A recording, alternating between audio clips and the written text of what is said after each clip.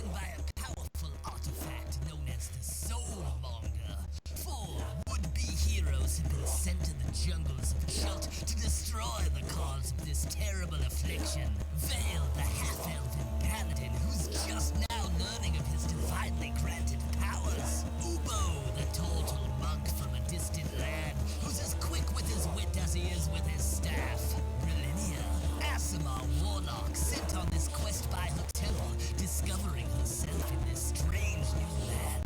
And Gunslinger Cole, tiefling artificer and archaeologist who may just dig up more than she bargained for. This motley band of adventurers must work together to brave the poisonous plants, venomous monsters, thundering dinosaurs, and rotting undead of the jungle. Join the omnipotent dungeon master Jake from Mini-Terrain Domain to see if our heroes can find the Soulmonger, uncover the deeper mysteries of Chult, and free the world from the death curse. Welcome to the jungle.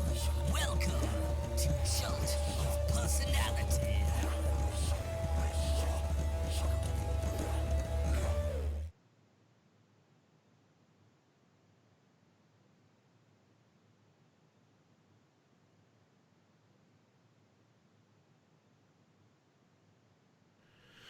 Okay, you guys can unmute. Dope. Did that actually show on the stream? Yep, it showed up. It did. Because my stream showed it being very delayed. Matt says he saw it, so my stream is just really delayed for some reason. So as long as it went out there, hey, that's the first time being able to actually live stream the awesome animated intro created by no less than the blue god himself, Locrius. If you don't know who Locrius is, you're wrong. You probably do know who Locrius is. Oh, it's definitely from D&D's Deadliest. So, hey internets, it's Jake from Mini-Terrain Domain, and this is MTD&D's Chult of Personality, a D&D 5th edition Tomb of Annihilation campaign that happens weekly right here on twitch.tv/Mini-Terrain Domain. Or you might be watching later on youtube.com/Mini-Terrain Domain. And tonight I am joined by the always amazing Mike the Piper as Vale Istafal, the half-elf paladin. The incredible Drake, the RPG construct, playing Ubo, the turtle monk, who also happens to be a half of myself. That sounded weird. A half that I am the other half of for the Something RPG-ish podcast, available on iTunes and Podbean and everywhere fine podcasts are imbibed. And, of course, the one, the only, the incredible Marquise from A Point of Inspiration, playing Gunslinger Cole, the tiefling artificer. I am a god. Thank you. And unable to join us tonight, but here in spirit, Megan from Dice on Ice, who plays our Asimir Warlock, Berlinia. So, we need to kind of bring everybody back up to speed from where we left off. And I'll just make sure Marquise or Mike, if I know you guys like to monitor the stream, if you can let me know if anything goes wonky, but I think we are good this time around. You're actually frozen up for me because I'm actually watching it too. That is fantastic. Oh yeah. That's all right. You know what? We've gone into podcast mode, folks. Thanks for showing up. If you've got any chores you need to do, just pop your earphones in and have a listen to the dulcet and sultry tones of the beautiful Drake. Because I don't know about you, but that is the way that everyone should want to spend their Monday evening. I am a god, if anyone's forgotten in the last 15 seconds or so. Sorry, are we getting a cross stream from somewhere else? Is someone else talking? What? Oh, it's the Bold and the Beautiful. Hello. All right, well, as long as that audio is coming through, that's what's important. if it's frozen, they can see all our beautiful faces, hear our dulcet tones. Let's play some D&D. Yeah. Let's do it. So our adventurers have been just dipping their toes into the land of Chult. They have ventured through Port Nyanzaru.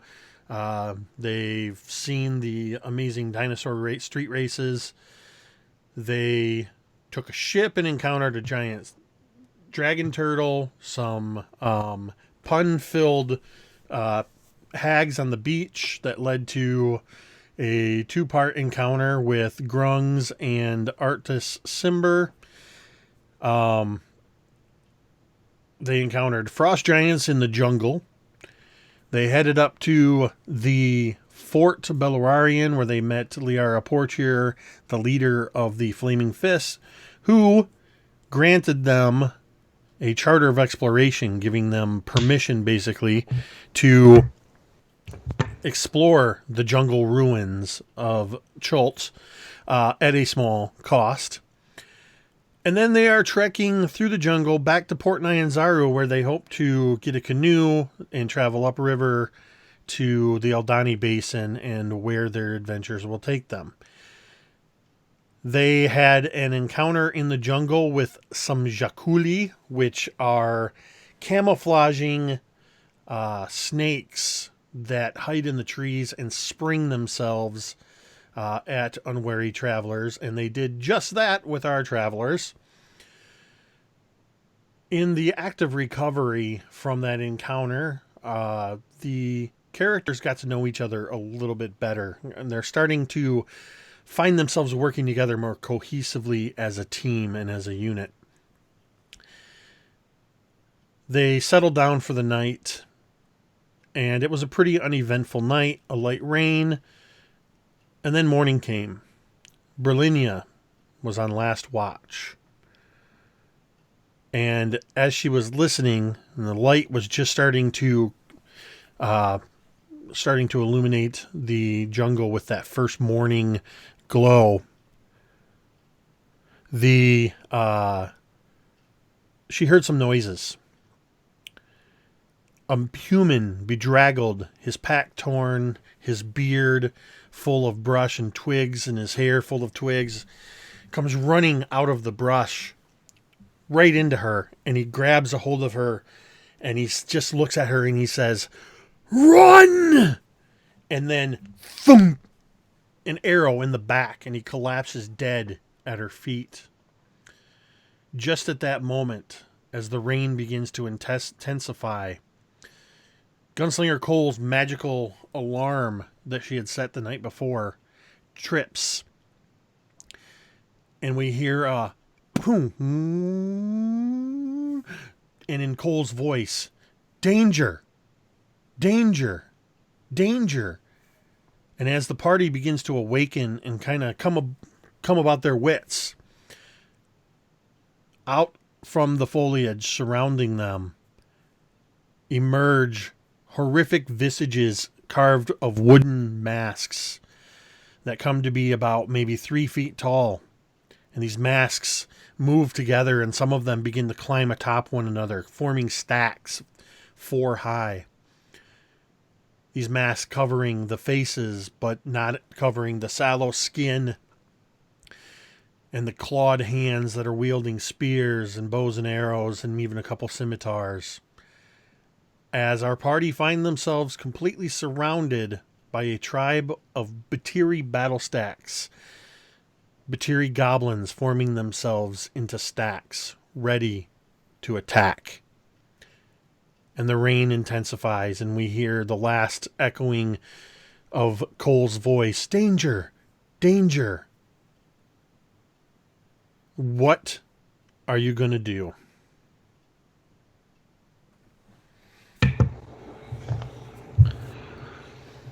I think the first thing Ubo would get between, as close to Berlinia as possible, doing his best to shield her from all the goblin stacks. Probably holding his staff out, not really doing anything, but just doing his best to stand between the danger and her.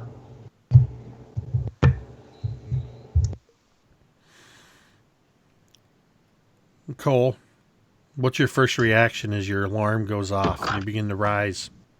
Cole's eyes snap open. She just slid into sleep. She instantly shoots up and she dashes out of her tent. As she does so, she sees the material battle stacks forming around her.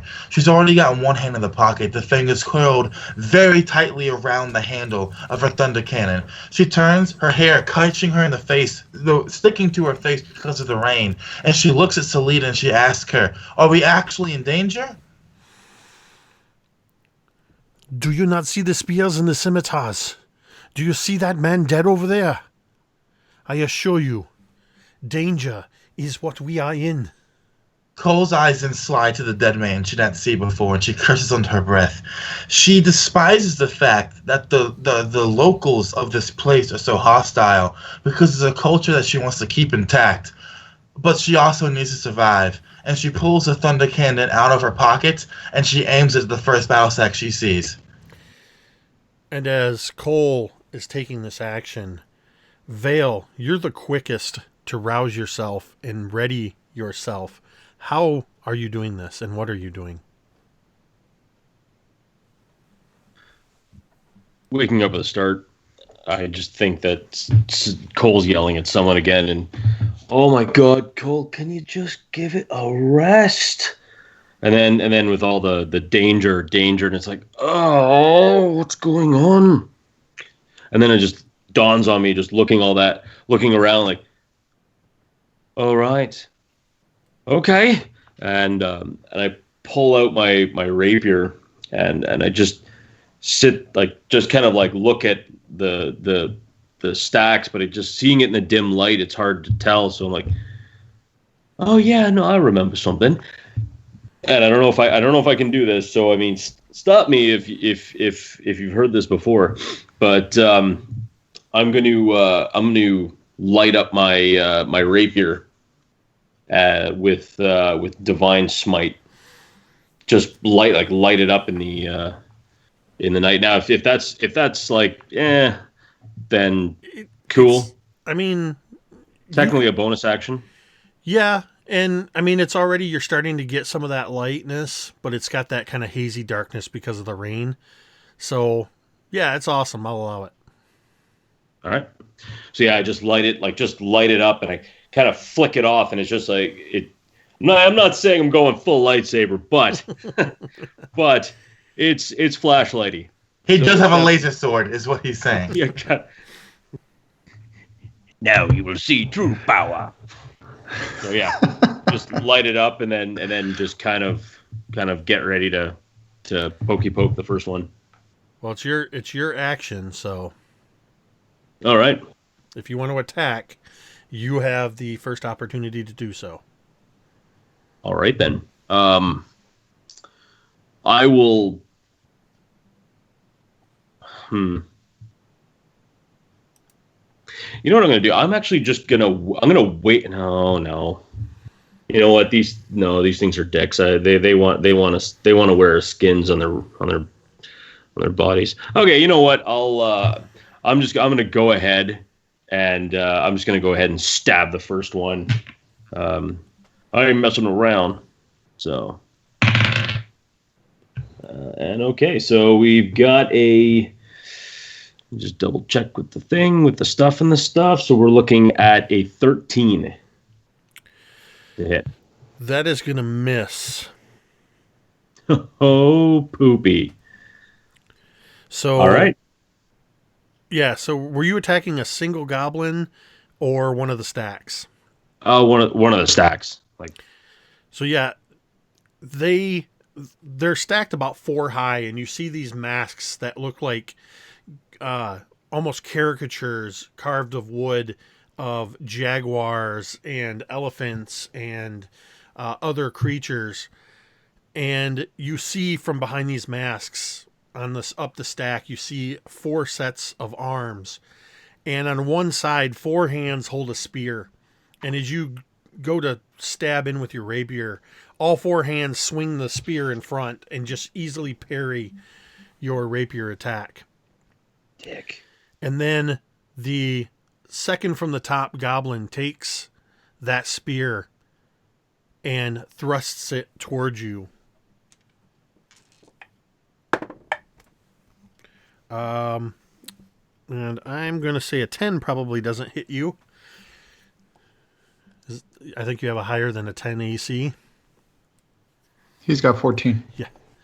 So you do not get hit, as they seem to still kind of be figuring out with this spear in the stack form and with the perhaps thrown off by the light of your rapier. But all around you, the other goblins begin finishing their stacks. And I would like everybody to make a perception. And Ubo, I want you to do it at advantage. Preferably in your dice tray and not across your floor. Yeah. Good thing I got a box full, huh? I got 15. 17. What about you, Cole? Dex save, right? No. Oh, my bad. What am I doing? Perception. Perception. I'm sorry. I completely... 15. I disappeared for a second. So you all see this, and Ubo, there's not a lot you can do yet, as 2 of the stacks of 4 drop down into 4 stacks of 2 and begin to surround Berlinia.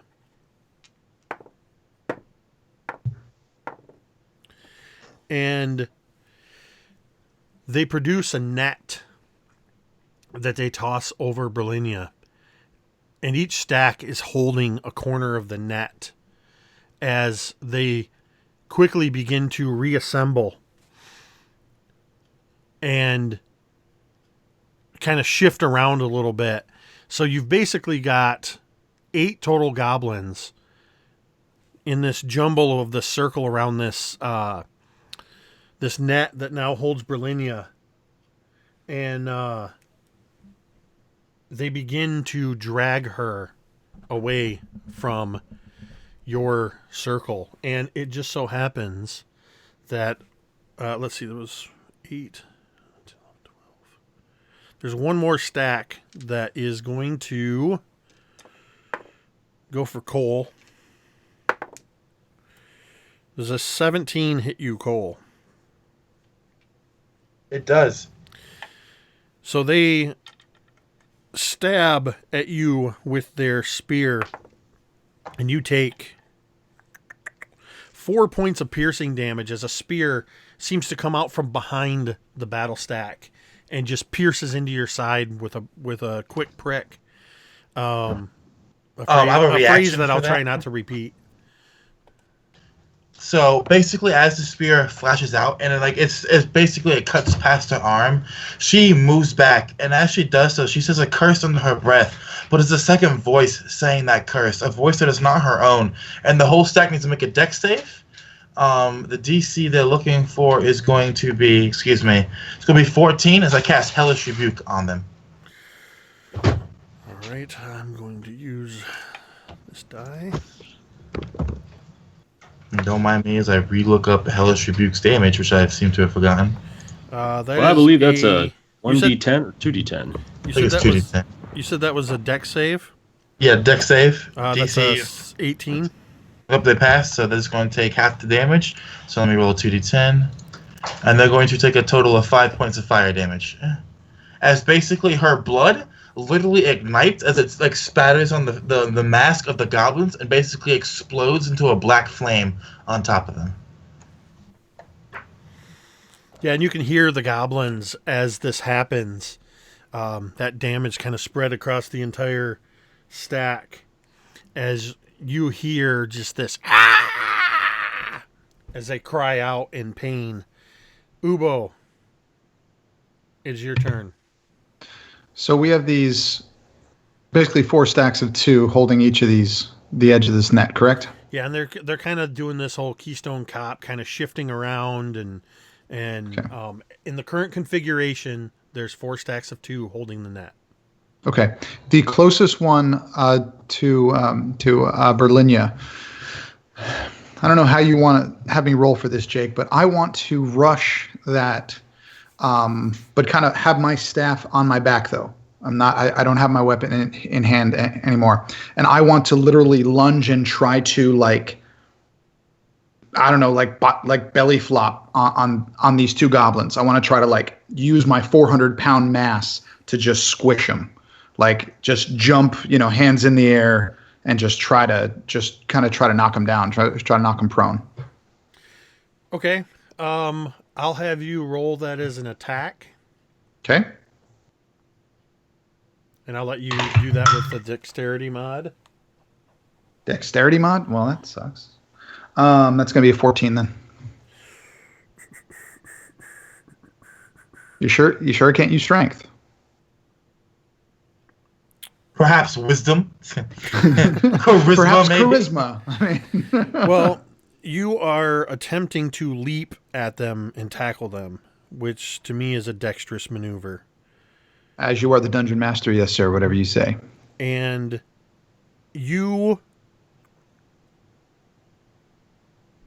I'm going to count this because I'm going to compromise with you because this is technically still movement.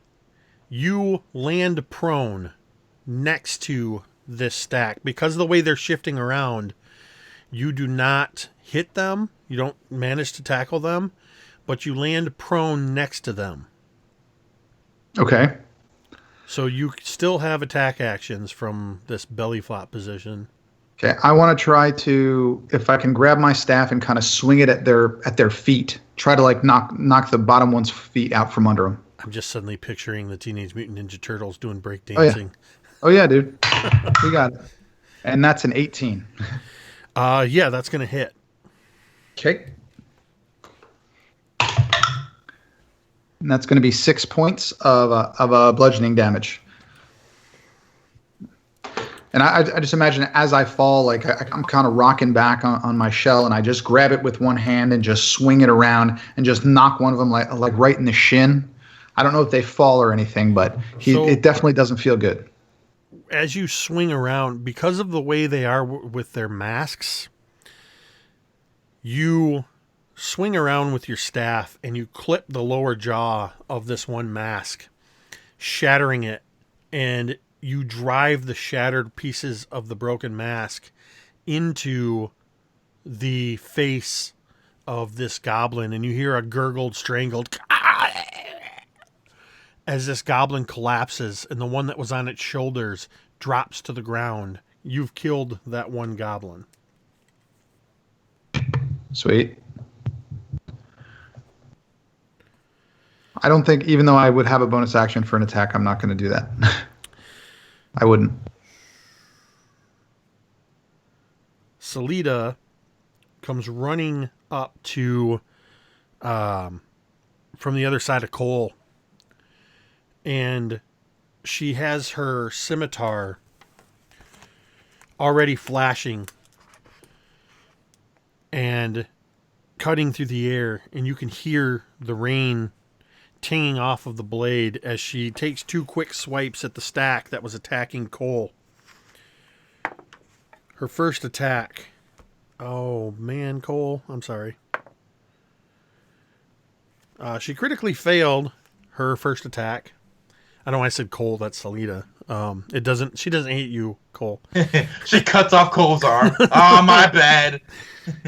In the rain and the lightning, she misjudged which was the battle stack. No, the way I work critical fails for NPCs, players, and monsters alike is she comes in a little too aggressively with that first attack, and she opens herself up, exposing herself to an attack of opportunity from the battle stack. Which is, believe it or not, also a critical fail. Wait, so do I get an attack of opportunity on it as well?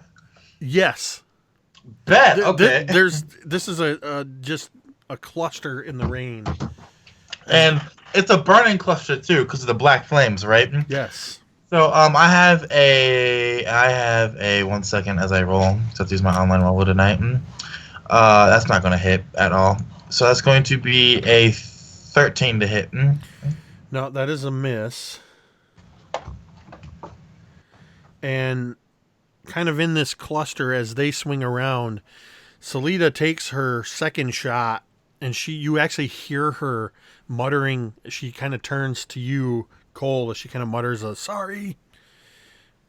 And you see that her scimitar, let's see, slices into the mask of one of the goblins, taking it out. So her second strike was true. And it is actually your turn now, Cole.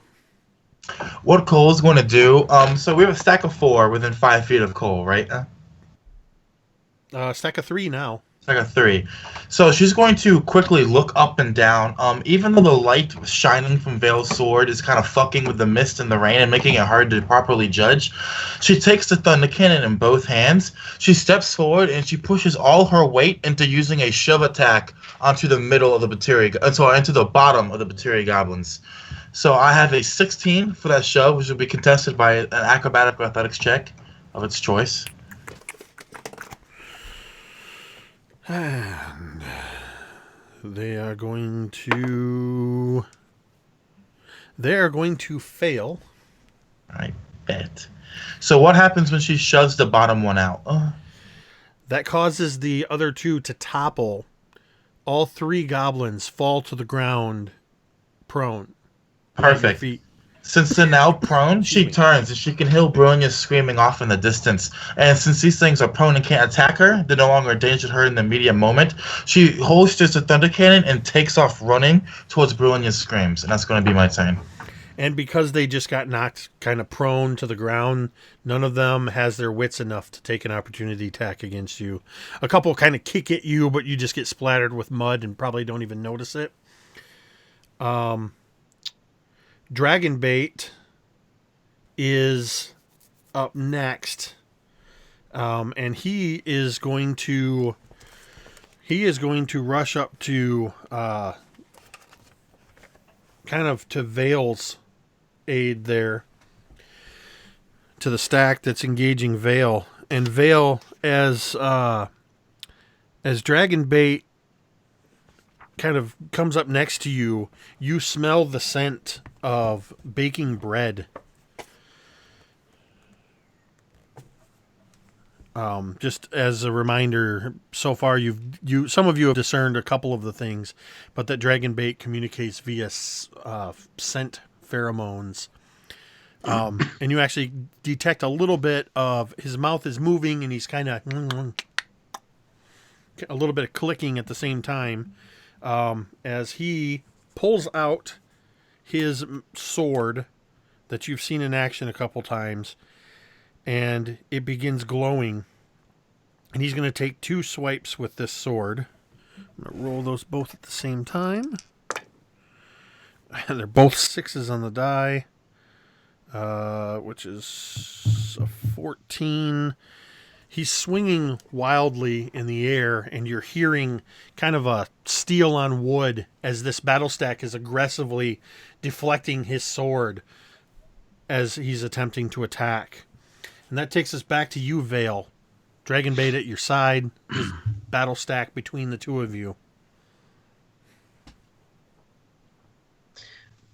So I'm going to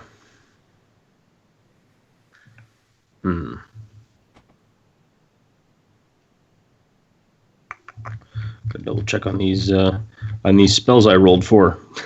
I'm suddenly regretting, just for today. I'm regretting the adorableness of rolling for random spells because hey, thematically and story wise it's cute, but what am I going to use for this long strider spell I have now? What do you mean purify food and water is not gonna... All right, so I'm going to no, you know what? I'm just going to straight up attack. I'm not sure if that gets a flanking bonus because they're engaged, but I'll just get in there and try and attack. No flanking bonuses per se, but you can get into your attack. Finally. Oh, and you know what's funny? Because I've only played... No, I think this is the first paladin I've ever played. It's crazy. But anyway, I didn't realize that you can attack, and if you hit, then you can add divine smite to it. So I thought that's kind of. I did not know that. I thought you had to call it before you attacked. So we all learned something tonight. Okay, I learned something tonight. You guys already probably knew that. Yep, the smites are all bonus actions. Yep, didn't know that. Okay. So, yeah, I'm going to attack. I hit. Natural 15, so... That is a hit. 20-something? Yep. And, what do we got? All right, so that'll be... 9 damage. 9 piercing damage. So I just kind of give one a poke. And I'd probably be, like, the lower one. So the one at ground level? Yeah. I know how dominoes work. What does it look like as you find purchase with your rapier, and with a single strike you take out the bottommost goblin, toppling the rest? I could just see it as totally missing that one shot, and with I imagine with Dragonbait kind of swinging wildly, all of a sudden, I actually have to duck so he doesn't, decapitate me by accident. And I think I actually may fall on my butt when that happens. And looking down at this thing while the other Bateri goblins are fighting them, all of a sudden, the one whose mask kind of is a little bit askewed, I could hear it hissing, and I can kind of see the sharp teeth just under this wood, this wood mask, and all of a sudden, just out of I just kind of stab forward and get it right in the eye, and you just hear this kind of tiny yelp for just a moment as it kind of nothing, just quiet, and then just kind of slumps forward, and then the other one's just and they kind of both hit the ground, kind of tumbling and rolling. And I get up. Totally meant to do that. Excellent. The remaining goblins the 7 remaining goblins that have Berlinia tangled up in this net quickly begin moving through the brush. And as they move to pull her away, Ubo, where you're still laying on the ground, she's a hand's breadth away from you. And she reaches you. What you see in the flash of lightning is her at ground level, mud splattered across her face, one hand reaching through the netting with her the ribbons that she has kind of crisscrossing up her wrists as she grasps out at you, grabbing a hold of your hand. But the force of the goblins pulling, it's just too strong. And what you see is Berlinia screaming, clawing at the earth, being dragged away into the brush, it closing up around her.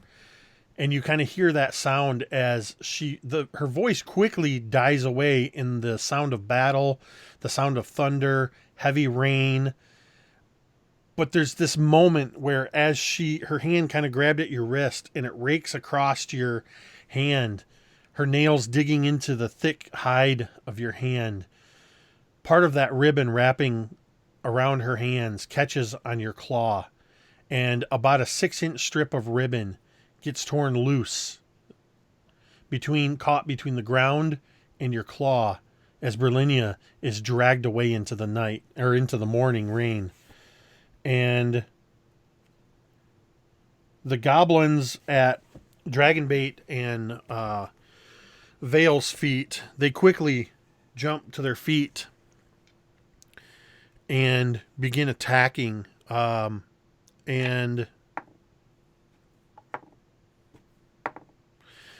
looks like all 3 of them are going for Vale, who toppled them. And that is going to be a 16, 15. A 19, and a 7. 2 of those hit.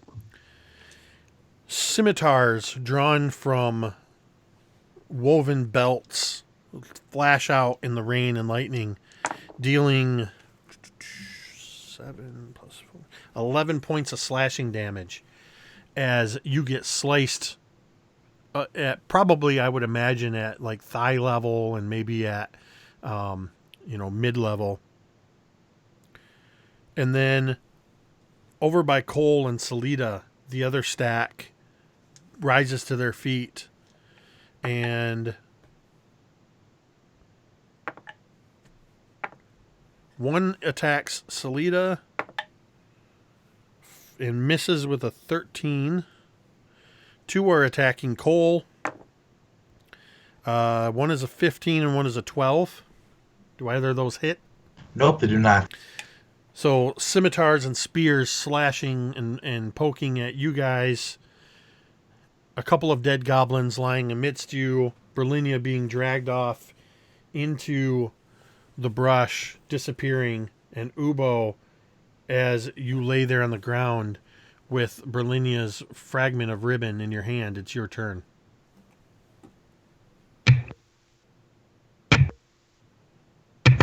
So she's gone at this point. We can't see her. We can't hear her. Nothing. Correct? No, you don't hear her screams anymore. You could listen. You could actively listen and see if you can pinpoint anything.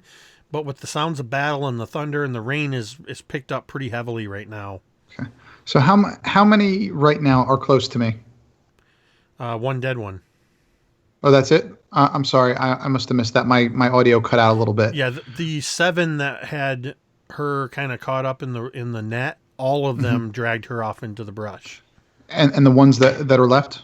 There's 6 more living goblins that are engaged with the other 4 members of the party. Okay. In the direction where I know that they took her, is there any between where they took her and like kind of in that direction that I can get to? There's nothing but the jungle. Okay. In that direction. Then I think what you would see is Ubo kind of holding on to that little ribbon. It's only 6 inches. He's giant, he's huge. And you can just see him staring at that ribbon and just in his hand. And just for that brief second, you can just see him just kind of close his eyes for a moment and just squeeze that ribbon with his hand, go to his staff and go to the closest goblin that he can and just try to wail on him. We're talking like a baseball swing type of a deal. All right. And that's a natural 1. Which goblins would you have gone towards? Would you have gone towards the ones with Cole? The closest ones to me. So that would probably be the ones with Cole and Dragonbait. Yeah. And Cole, I need a dexterity save from you. And I'm going to make one for Dragonbait. I got a 16. Dragonbait, let's see, gets a 6. So, Ubo, roll damage on that you do to Dragonbait. 7. As Cole, how do you avoid this attack? So Cole was running. Dragonbait. Cole was running from the end of her last turn towards Berlinia. So when she sees Ubo come flying out, his staff out and basically smashing everything she can, she basically does like a baseball slide past and underneath him as he goes over her. Yeah, and Ubo probably doesn't even notice that as he just swings wildly and feels a connection. And when you make that connection, you actually catch a strong scent of brimstone. And maybe you do, maybe you don't recognize that. You just know that you struck something, Ubo. So it's up to you. I know you've got a bonus attack or bonus action if you would continue attacking. Only if I hit. And I guess I did hit. But again, though, I think he would be so angry and he wouldn't think to do it. I think he would just be happy that he connected with this kind of baseball swing, kind of tripping over his own feet. Just very, very ugly. No grace. No anything. Nothing like he was taught. And he would just end his turn there. He would probably be cussing at himself at that point, but he wouldn't do anything else. All right. Salida. Actually, I made a mistake. That would have been Salida that you hit, not Dragonbait. Dragonbait is over by Vale. You might still hear or smell some brimstone on the air, catching a reaction from Dragonbait. Salida is going to try to deal with the 3 goblins that were left behind by Cole, heading in the direction of Berlinia. And she's going to swing, kind of recovering as she just got hammered by Ubo. And it kind of messed up her sword hand, and anybody watching would see her just kind of toss her scimitar through the air and grab it with her left hand, do a quick flare, and she slices through the air with a critical hit. And because of the way I do crits, which is automatic max damage, then roll the dice, you would see as she just slices through, cleaving this goblin in half, mask and all.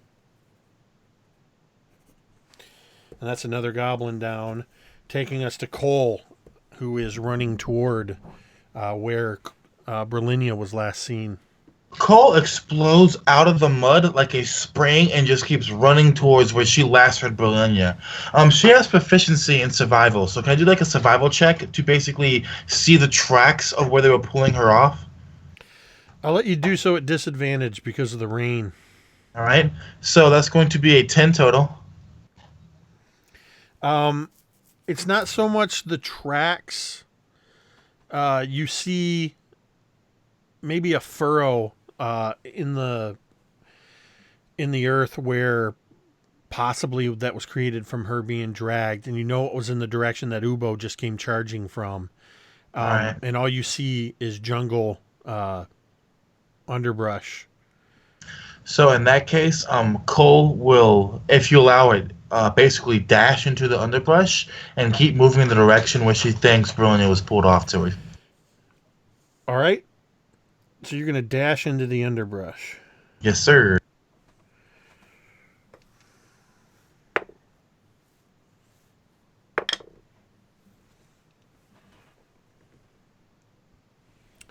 As you take off into the underbrush,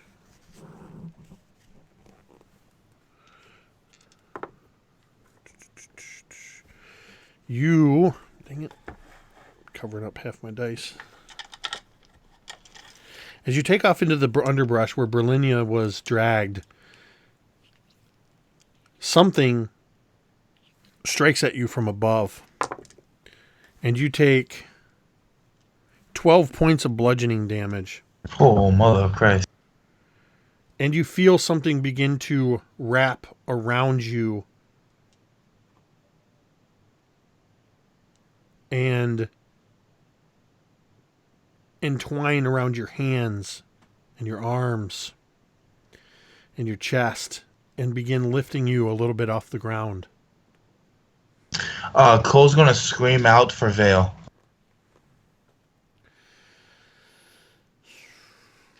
And I'm going to go. Well, Not you, Ubo. Not you, Ubo. I'm sorry. I saw you make a face, Drake.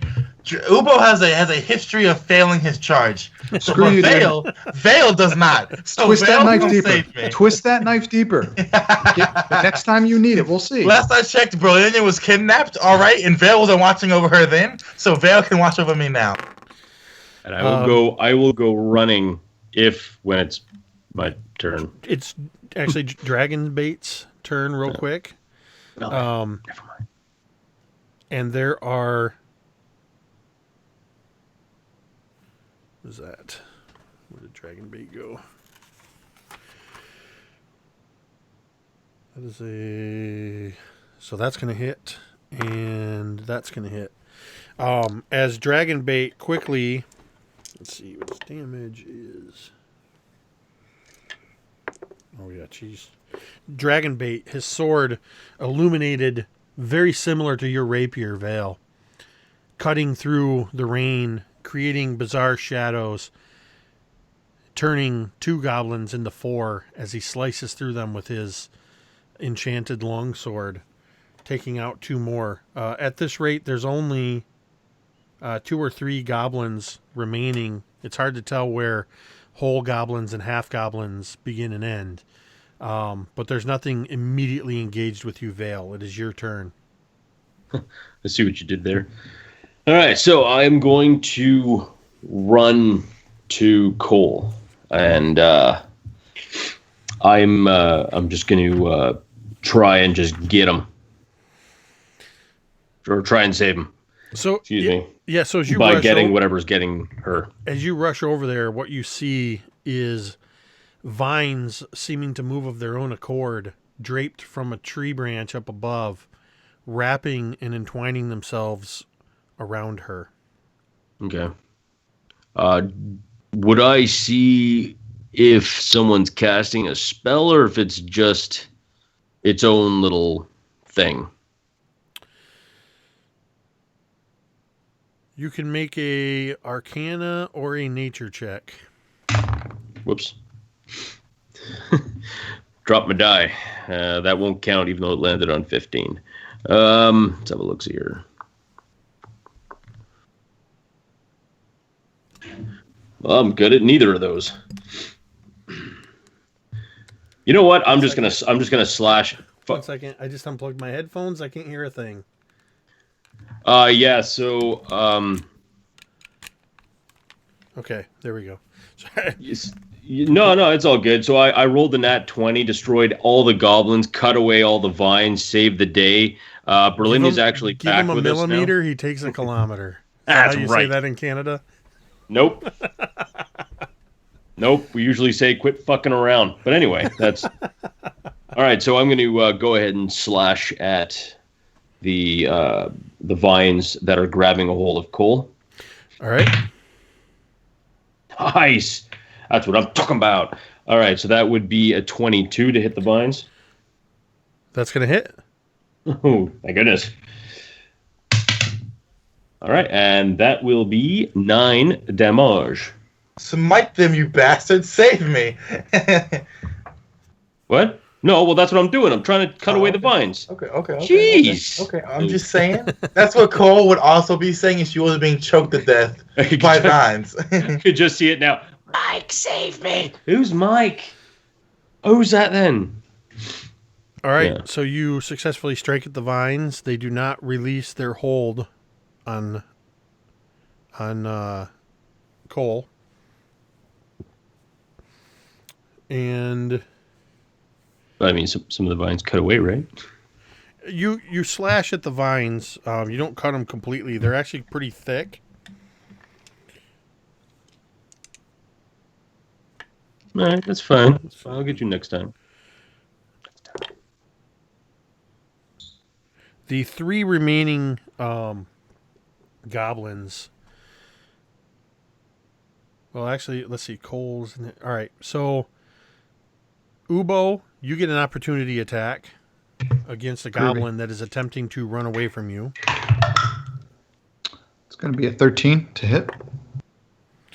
That's going to miss. And Salida and Dragonbait both miss as the goblins scramble through the mud away from you. Kind of the one at your feet, Ubo, it does that thing where it's kind of like a backwards crab crawl, kind of backpedaling to get away from you.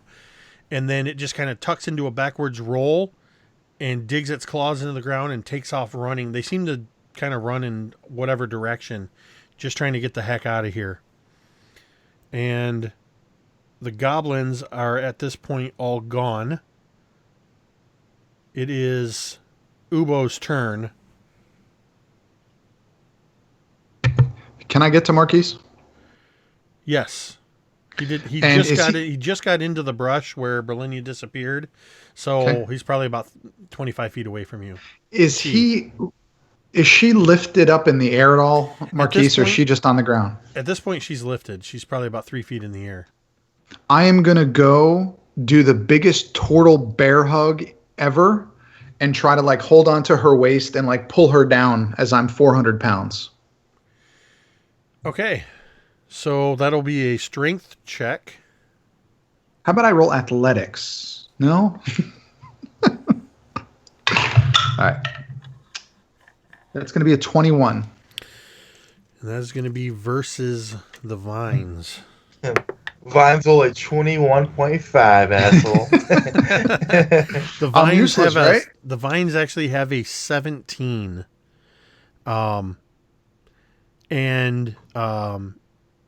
You are able to successfully take Cole and pull her free of the vines. Oh, I wasn't actually trying to pull her free. I was just trying to hold on so everybody went down. But okay. No, that was actually enough to break the vines escape DC. Oh, sweet. And You're welcome. And beat its strength. So, yeah, you rip Cole down. Cole. That's me, I'm Cole. You're lucky. Yeah. I'm just going to say that. I'm just going to say that. So Ubo has tackled you to the ground, ripping you free of the vines. Vale was already there slashing at it. Dragonbait and Salida are quickly coming up behind. And you can now see, Ubo, that these vines are kind of lashing around. They're hanging from this tree, and you can see that they have a limited range in which they can grasp. So you use your movement and your action to get there. Salida comes running up, but she stops about 10 feet short. And Salida kind of quickly looks and sees what's going on, and she goes, "That's an assassin vine. You need to get out of there now. They are very poisonous." Oh. Sounded like Arnold Schwarzenegger, man. Get out the dog, get to the camp! Get to the chopper.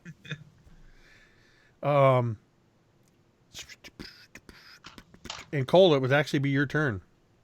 Cole, she's in a lot of pain, and she's cursing extremely loudly, about which is normal for Cole. You know, it's nothing out of the ordinary. She starts saying Bashaba over and over again as she breaks free from Ubo's grasp, and she starts to basically, like, imagine she is drop, tucking, and rolling, but without the dropping and the tucking, she's just rolling along the mud, basically, away from the tree. So she's rolling backwards towards the camp. I don't know how far she can get with this. It's up to you, Jake, but she's basically trying to roll away from the tree. I think at this point, because everybody in the group has a turn before this vine would have a turn again, you all can move away. Dope. So yeah, that's what she's doing. And once everybody kind of gets out of the way of it, the vines are kind of lashing out in the air a bit, and then they start to kind of settle down with nothing else in their range. And once you're out of the range of it, you are all out of combat. Cole spits out blood onto the ground since the vines were actually starting to crush her ribs into her lungs, and she looks at Salida and she says, "We need to track them now." Salida is already casting around on the ground. She's grabbed a hold of Dragonbait's wrist where he's holding his illuminated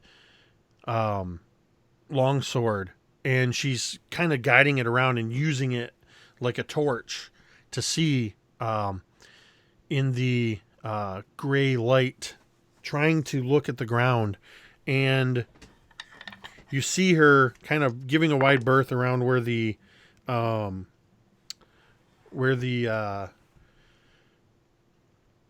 assassin vine was and moving into the brush, and she's kind of like holding the light up, looking around, making sure there's no more assassin vines. And after a few moments, she comes back and she just says, with all of this rain, the tracks are already gone. We know they went this way. But how far in? There's no way to tell. The rain is so heavy, it is coming down and obscuring everything, even in the underbrush. I don't know why they would be this far east. But the BADASSERY goblin tribes in the northern parts of Chult, they usually stick to the western part of the Chultans River. It is peculiar to find them this far east. What do they do to their captives? And as Cole's talking, she's pulling out that blue dust from her pocket again, and she says Brilliant's name, and she begins to rub it on the wound she suffered, and I'm going to heal back 7 hit points. All right. Because I'm casting Cure Wounds. And also as that's happening, Ubo's just in the rain, staff at his back, looking at this ribbon, and he just stares at it in his hand, and he looks up and over at you, Vale, and he looks at the ribbon and he looks at Vale. He said, "You were supposed to keep her safe." Right. Okay. You know what? Maybe I'm just a little bit upset because, Berlinian's gone and we were just attacked. But you really need to stop this whole, we've got to keep her safe because she's an adult and she knows how to take care of herself. So stop making it out like she's some fragile thing. Yes, we're all going to help each other, but let's just not stop focusing on who's to blame. Let's go and help her. And then come back, and then you can blame me all you like. You can use that shell, you can crack me back, split me in half, or do whatever you want with that oversized toothpick, but just not now, Ubo. Please, not now. Right? I'm asking you. You see him doing, just listening, just glaring at you with those big blue eyes, and you can see his fist just holding that thing just tighter and tighter and tighter. And you actually see this kind of little bit of a light kind of start to appear from around his hand.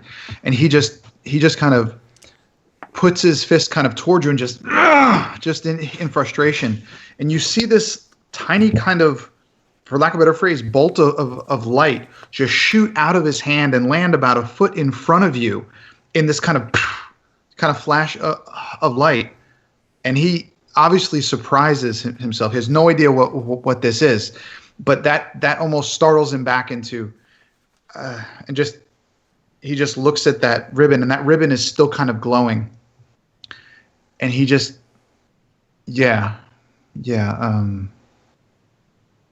all right. He's really unsure what just happened and hoping that you don't say anything. Ubo, make a constitution saving throw. 14. You feel the heat when that blast happens. You feel the heat of the energy leaving your hand, but it doesn't do any damage. Okay. Salita. Yes. What do you know about what goblins do to their captives once they're actually captured? It depends. Usually, the BADASSERY goblins, particularly the northern tribe around here, is the biting ant tribe. And they seldom outright attack travelers. They usually wait for the travelers to enter within their region, and then they attack more defensively. I can't help but assume that someone has hired these goblins. They would not make this kind of an action this far from their tribal land without provocation or without the bidding of someone holding sway over them. So you're telling me that Berlinia's been taken to whoever's either hired these goblins or has been taken to wherever the goblins are waiting to meet with their benefactor, yes? I would agree it is one of those two options, but the goblins dragged Berlinia this way, into the jungle. And she points kind of in a north, mostly west, northern direction. But the biting ant tribal lands are more that way. And she points more westerly with a slightly south direction. So unless they are smarter than I have ever seen them and are planning to double back, they are heading in the direction of Fort Nyanzaru. How fast do they move when they move through the jungle? They move much like lemurs when they want to, but they are pulling a full-sized humanoid with them. Unless if they meet up with others, they could still move quite quickly. I don't know if we can catch them, but if they are in fact heading towards Port Nyanzaru, which was already our destination, then perhaps we can arrive there near the same time as they do. She looks around, seeing at the fact that the camp is still not gathered up yet, right? And it takes about, what, like 30 minutes, Jake, to gather up the camp? Yeah, it takes about 30 minutes to get all your stuff together. And Cole is going to look at Ubo, and then to Vale, and then to Dragonbait, and then to Salida. And then she's going to say to Salida, okay, here's my plan. All of you listen. Me and Salida, we strike out first. The two of us go out. 1, because I'm good on the streets. 2, because I need Salida to guide me there. The rest of you gather up the camp because you'll be safer together, and then you follow after us. Ubo would sit there for just a moment, just kind of think about, and in that same kind of like monotone, like philosophical tone from the first time you met him, he would say, "One beam, no matter how big, cannot support an entire house on its own." I don't know what the fuck you just said, Ubo, and I'm not sure if it's relevant at all. So are we going with the plan, or are we not going with the plan? What is your intention, Cole? Well, if we spend time here to gather up the camp, by the time we get there, they have an extra 30 minutes on top of us to disseminate throughout the city as they will. But you said if we leave now, we can meet them there then, correct? When they get to the city. There is no way. Well, I do not fully disagree with what you are saying. There is no way that Batiri goblins dragging a humanoid woman with them are going to just go parading through the streets of Fort Nyanzaru. They have 3 primary avenues of approach from this direction. They could come up through the Tiriki anchorage, which would give them access into the market ward. This is highly unlikely. They could come up through the slums of Melar's Throat in the center southern edge, and perhaps they are meeting with somebody there. Or they could be meeting up with somebody on the old city on the southwestern side of Fort Nyanzaru. The refuse pit and Executioner's Row are in this area of the town. It is filthy and dirty, both much like Melar's Throat. As she's talking, Cole's already beginning to basically pack up the camp, and she keeps listening in case is Salida done, or should she keep going? No, that's all she says. All right. So as she's basically quickly trying to pack up the camp as fast as possible, she's speaking aloud, half to herself, half to the others. Golems are dirty. They may go to the refuse pits, but if they were actually hired, it makes more sense for them to go to the slums. Yes? Makes sense. And I'm also quickly packing up the camp. I'm not even folding anything. I'm just stuffing whatever I can into my backpack and just tying it up as tight as I can, throwing it on, and then I will go and rush to help either one who looks to be the most lagging behind in setting up camp. The goblins are dangerous, and whoever hired them may be more dangerous, but we're not sure where they are. We can either split into 2 groups when we get to the city and go on each entrance, or we can put all of our eggs in one basket. A or B, which is it? Talk does not cook rice. We should go. No, we need to pack up the camp first, Ubo, because if we leave all this shit here, we're back at square one when we leave. Aye. Not square one with Berlinia. That's exactly square one. The problem is that we don't, if we split up, if we encounter a group that's bigger than we can handle, then we're fucked. Exactly. But if we can't get, if we make the wrong decision, then we're fucked. Well, right. Well, I guess we're going to have to... flip a coin? Well, I was going to say we're going to have to split up then. Well, but, yeah, I know. Split the party. It's like we're just begging to have new characters.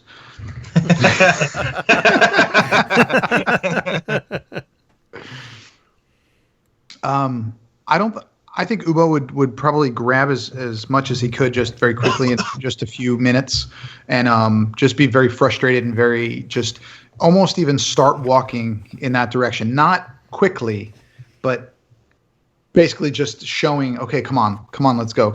He really wouldn't want to talk about it. He would just want to go. Cole looks at Dragonbait, and she points to Ubo, and she says to him, make sure he doesn't commit suicide for the 3rd time. And then she goes back to basically packing up the camp. What kind of a smell is suicide anyways? Like orange peel or coriander or like banana. How do any? But did you say banana, Vale? Yeah. Where is your accent from? I'm tired. All right. Fuck off. God. I'm saying banana. I don't know why a bundle of bananas would smell like suicide anyway. None of that makes sense. I don't know. Why does fresh baked bread smell like? Or you gotta eat. The troops gotta eat, Vale. Duh. She looks at you, smiling and knowing she says some off the wall shit, but expecting you just to go with it. Remind me to cuff you around the horns later.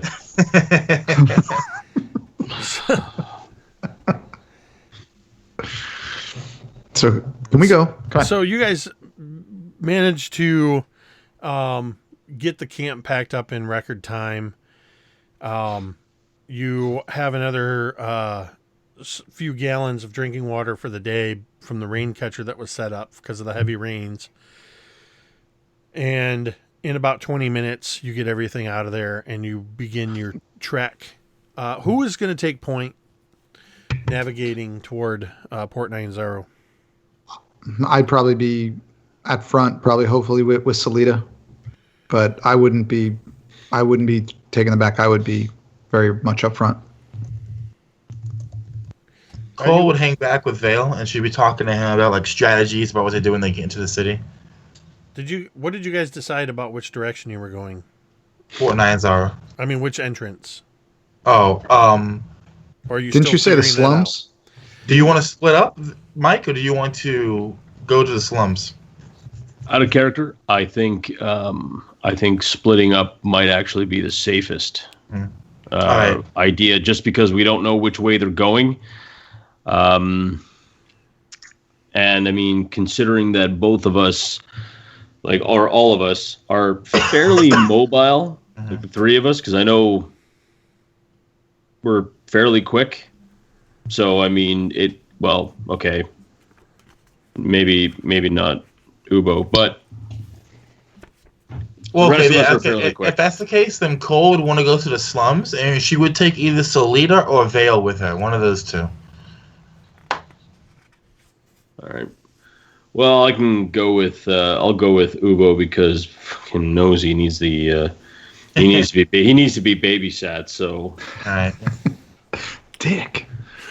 So as you guys are kind of figuring out and kind of divvying up in the teams, and determining, where you're going to go when you get to the city, which is still probably, depending on your pace, probably close to a day or more away. You catch hints of brimstone, roses, and ham coming from a slightly clicking dragon bait as he kind of looks at you four and already kind of walking these little parties as he's just kind of like looking between you, figuring out. He has this look on his face that you don't Go with Ubo. And he kind of glances at you and he looks over at Ubo and he's just like, so as you guys are moving through the jungle, Ubo, would you be trying to lead the way or would you concede to Salida as the navigator?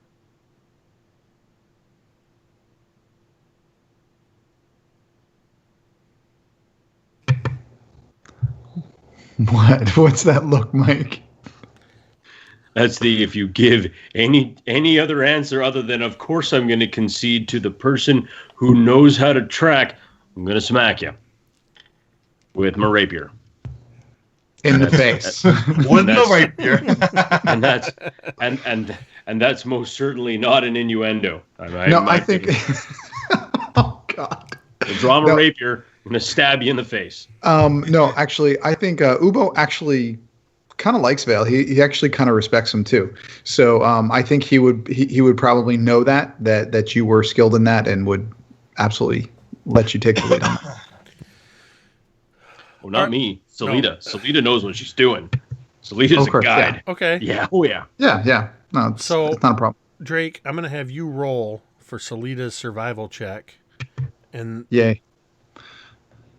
Is there any pluses to it? Oh. Yeah, I'll tell you after you roll. I can't. I don't know if you that. Can see it. All right. And with a +4, so she has no problem, even with the heavy rains, finding her way, and you guys are able to.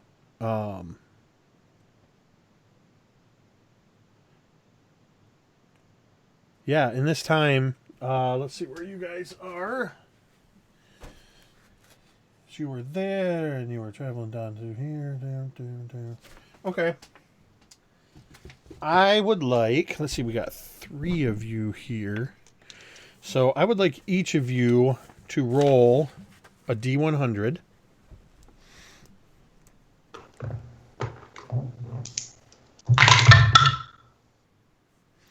I got a 95, big boy. 74.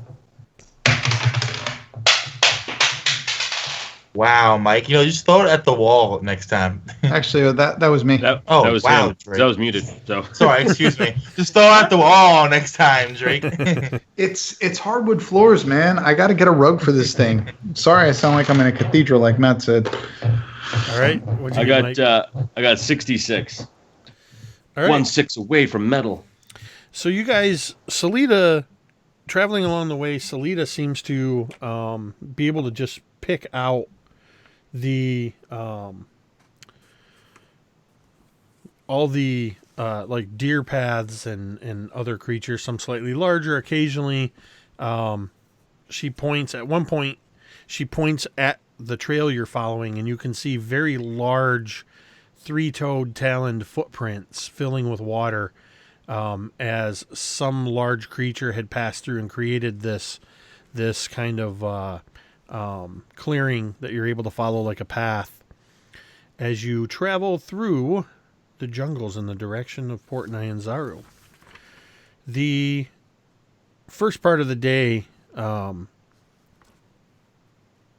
passes with little difficulty. Will you stop midday for lunch?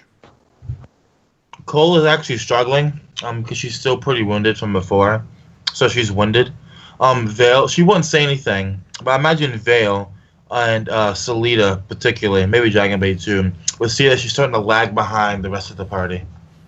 So take that as you will, but her vote would be the rest if asked, but she is lagging behind. I'd be as we're all running through. Like I'm kind of somewhat clutching my side as I was hurt pretty good in that fight with the goblins. I have, I don't know, probably like I'm just bleeding fairly clipped, and especially from like the legs and whatnot. And I'm trying to run, but even I'm starting to turn a little bit paler than my face already was. Trust me, I've seen the artwork. But I'd still be running. I think I'd be a little bit too proud to just kind of, okay, I'm hurt. But if you're still bleeding, Cole would actually stop and shout at you, Vale, and she would say, "Your side." Nice. It's fine. I just one of those little bastards had a scimitar. I'll be all right. That's just no. Come here. Come here. Listen, you're probably gonna take another knife to the kidneys when we get into Port Nyanzaru. So if you're bleeding already, you're gonna die. It's that simple.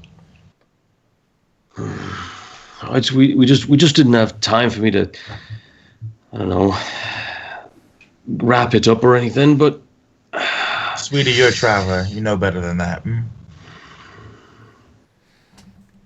I know. I just didn't want to lag behind, and I don't want someone to die because I wasn't thinking about them or nothing. You know what I mean? Cole grabs you by your shoulder, and she's going to pull you towards the nearest like tree stump, and basically take bandages from her pocket, from the bag of holding pocket, and she's going to say to you, "We're stopping." Selena was stopping, and she's just going to go down to one knee, cough up a bit of blood herself, and then begin basically pulling away at your armor to start wrapping the bandages around your side. No, wait, Cole. And I'm gonna put my hand on her shoulder, and I'm casting Lay on Hands. So I'll give you, I don't know, how are you? Is 10 okay? Yeah, 10 works. Mm-hmm. All right, so I'll give you. So you just feel this kind of like influx of just energy, you know. Cole, like she shivers, and you actually like hear the shiver from like her teeth chattering, and she looks up to you and she says, "Save that in case Berlinia is injured." Sorry, I've got some left in me. What is happening back here? Why are we not He's moving bleeding. still? We're not moving because he's still bleeding from earlier, Salida. And she's still wrapping the bandages around. She's basically tending to your wound with the bandages, Vale. And with that, when you guys were finished that exchange, Ubo, you would hear him, just his footsteps very loud, and just kind of come over, and he would actually kneel on one knee next to you, next to Vale, and he would say, very, very seriously, and it would even sound sincere, "Do you need me to carry you?" No, I'll be fine. I'll be fine. Are you sure? Yeah, no, I can run. I can run with the best of them. Well, then Ubo would stand up, and he would extend that green kind of clawed hand to you to get up, like to kind of help you up. Cole steps away too, having finished wrapping the bandages and sealing your wound. All right, I'll just grab. I'll grab Ubo's claw appendage and the promorphic thingy. Yeah, that too. And I'll just go up. Right. Let's go. Let's run. Ubo would just nod and just head towards Solita. I need somebody roll me a d20. Actually, each one of you roll me a d20. Right. I got a 2. I got a 16. Wait, who spoke up first? Marquise. I got a 2, baby. Okay. The midday temperature, despite the rain, is quite hot Oh, and God. obviously humid. Mike, what'd you get? I got a 16. There's a light wind blowing through with the rain. And Drake, what'd you get? 8. But as the wind starts to pick up and the heat seems to rise and the humidity, the heavy rain begins to let up. And you guys are just taking that brief respite to do some healing, and then you guys are continuing on? Was that the plan? Yes. Yes. All right.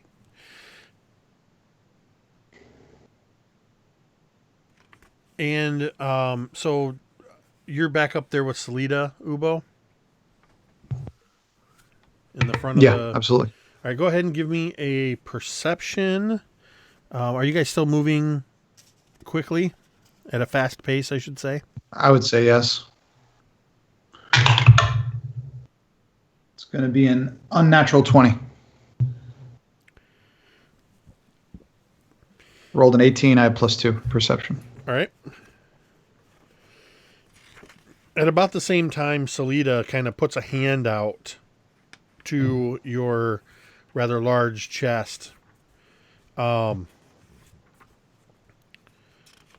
You see that your path is taking you along the vegetation. At first, what looked almost like trees begins to take shape and looks like very, very ancient ruins. You can see that these ruins are kind of, you can now see that they're spread out, kind of crumbling remains of walls heading out in about 30 feet in each direction and beyond, going for at least as far as you can see through the thick jungle. It just looks like at one time in ancient Chult, there may have been a some type of a structure here. The anthropologist inside of Cole awakens with a snap, and she looks around with wide-eyed wonder, and she stops and she says to Salida, "What is this place?" I have no way of even knowing what this could be. This is one of innumerable ancient ruins that litter the jungle. Best guess is this is something that is at least 50, 60 years old, but could be as much as a couple 100 years old. As Salida's talking, Cole is walking around, her fingers barely gently trailing along the old worn stone. And she looks over to you, Salida, and she beckons for you to come over. So basically we can quickly mark this place on the map and keep moving because Cole's going to want to come back here. Okay. So she'll be able to help you to mark a spot kind of roughly where she thinks you are, kind of a little bit more than halfway between Fort Beluarian and Port Nyanzaru. Alright. And she does indicate, though, you could take a cursory look because it is in our path and we must pass through. Unless you want to go around it. No, we're going through this, directly through this. And she rolls up the map, and she's just going to start walking through the ruins. I guess it would be an investigation check, Jake, or whatever you want to call it, as she's basically investigating the ruins as she's moving by, trying to see how possibly old they might be, what kind of clues there are for what this could have been used as. This kind of stuff is why Cole primarily came to Chult, and though Brill's still at the forefront of her mind, she knows that to her at least, this is just as important. Her Drake's like, So you can see... go ahead and give me investigation. Dope. All right, that is going to be... my investigation is good. That's going to be 17. So as you begin to move through what... The first area that you're moving through Seems almost like it was probably at one time a front entrance to whatever this structure was. And you can very quickly see that the footprint of this thing is roughly about 60 or 70 feet wide and probably about 50 feet across. And it looks like it's just a solitary structure. Mm-hmm. About 20 feet in, you can see the crumbled remains of an archway. But all of this stone is moss covered. There's flowering vines kind of wrapping around this archway and around the crumbled remains of pillars. So everything has this kind of green and yellow look from the yellow flowers, and everything's just kind of got that. It's hot. It's muggy. Sunlight is starting to shoot through the canopy in dusty beams, and you can almost everywhere you look, you can almost see the heat waves rising off of the stone just from the humidity in the area. And it's almost like in your anthropological mind, as you look around at the structure, it's almost like you visualize at least part of it. So if we were seeing through Cole's eyes, I imagine you can kind of see where the archway completes and maybe a couple of the pillars and part of the walls. But beyond that, you can't really guess at what culture established this or set this up. Cole closes her eyes. She takes in a deep breath. She makes an almost picture-perfect screenshot of this moment, and she saves it in her mind. And then she opens her eyes, and she continues the journey towards Port Nianzaro. Your blood's ready. It's about to. Okay. It's about to get crazy. So, as you are moving through this area,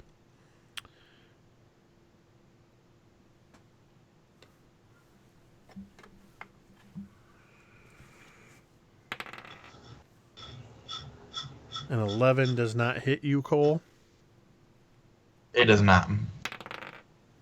That doesn't hit Salida. Does a 19 hit Ubo? Yes, it does. All right, we'll get to that in a minute. 15 for Vale. That just hits. And 23 is going to hit Dragon Bait. So, Ubo, Vale, and Dragon Bait. As you're kind of moving through the ruins,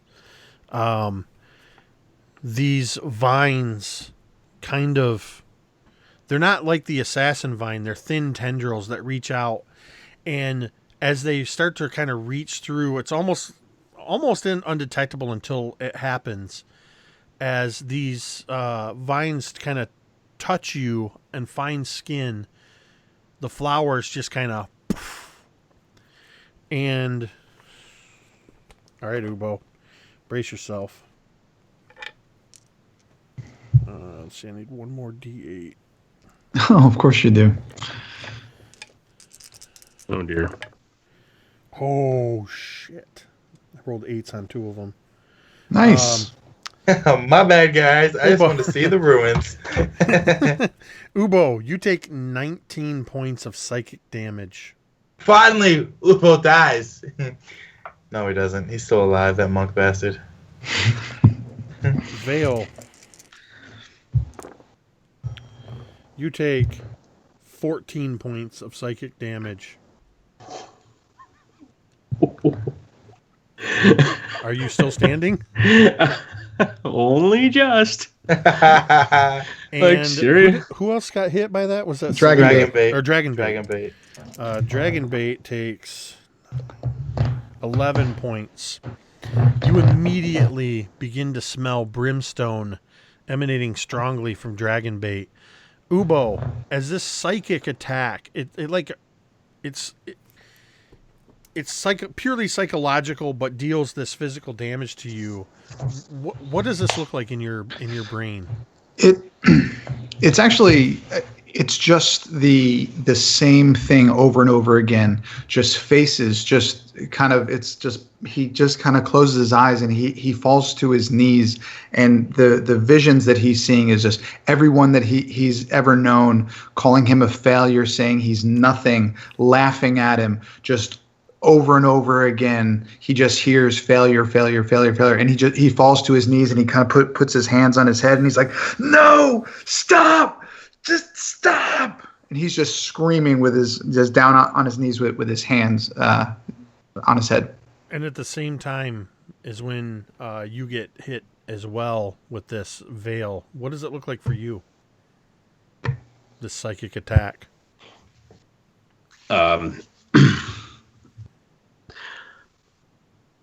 It's like this never happened. We go and find Berlinia, and we've been just fighting through goblins, just piles of goblins at our feet, and orcs and creatures that don't even belong in Chult, but I've heard of or heard stories of, just piled. And I'm drenched in all these different creatures' bloods and in like just a rainbow of gore. And finally, I just rushing through to this place. I see Berlinia in this cave, and her back is to me, and I hear her vibrate. This has turned into a very strange attack, my friend. Somewhere a sitar is like hammering out a little tune, and her back is to me, and she says, "Vale, you're too late." And she turns, and half her face is almost gone down to the bone in this horrendous wound. One of her arms is missing. A huge gouge and a fountain of blood just pours down. This horror of her being like just had been rended from her own body, just falling and just collapsing onto the ground. And again, too late just seems to echo through the cave, and it suddenly turns into this deep rumble, like a thousand animals spilling forth through the jungle in this huge, almost deity-like, "You are too late." And I'm suddenly blasted out of this cavern, striking rocks, which is actually me striking tree branches as I tumble forth through the pain of this psychic attack on my poor little brain.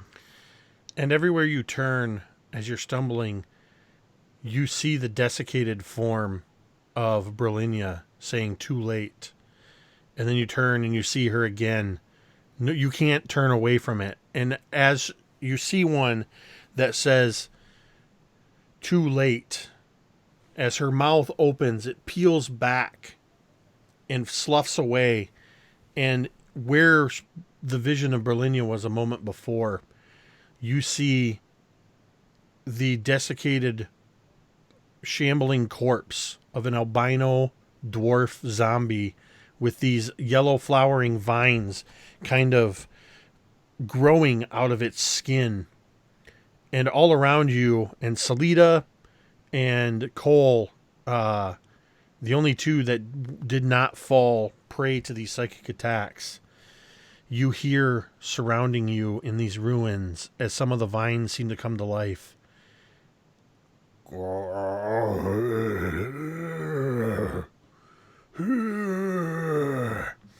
And more of these zombie albino dwarfs, a phrase I never thought I would say, begin to emerge and surround you. And we're going to roll for initiative again.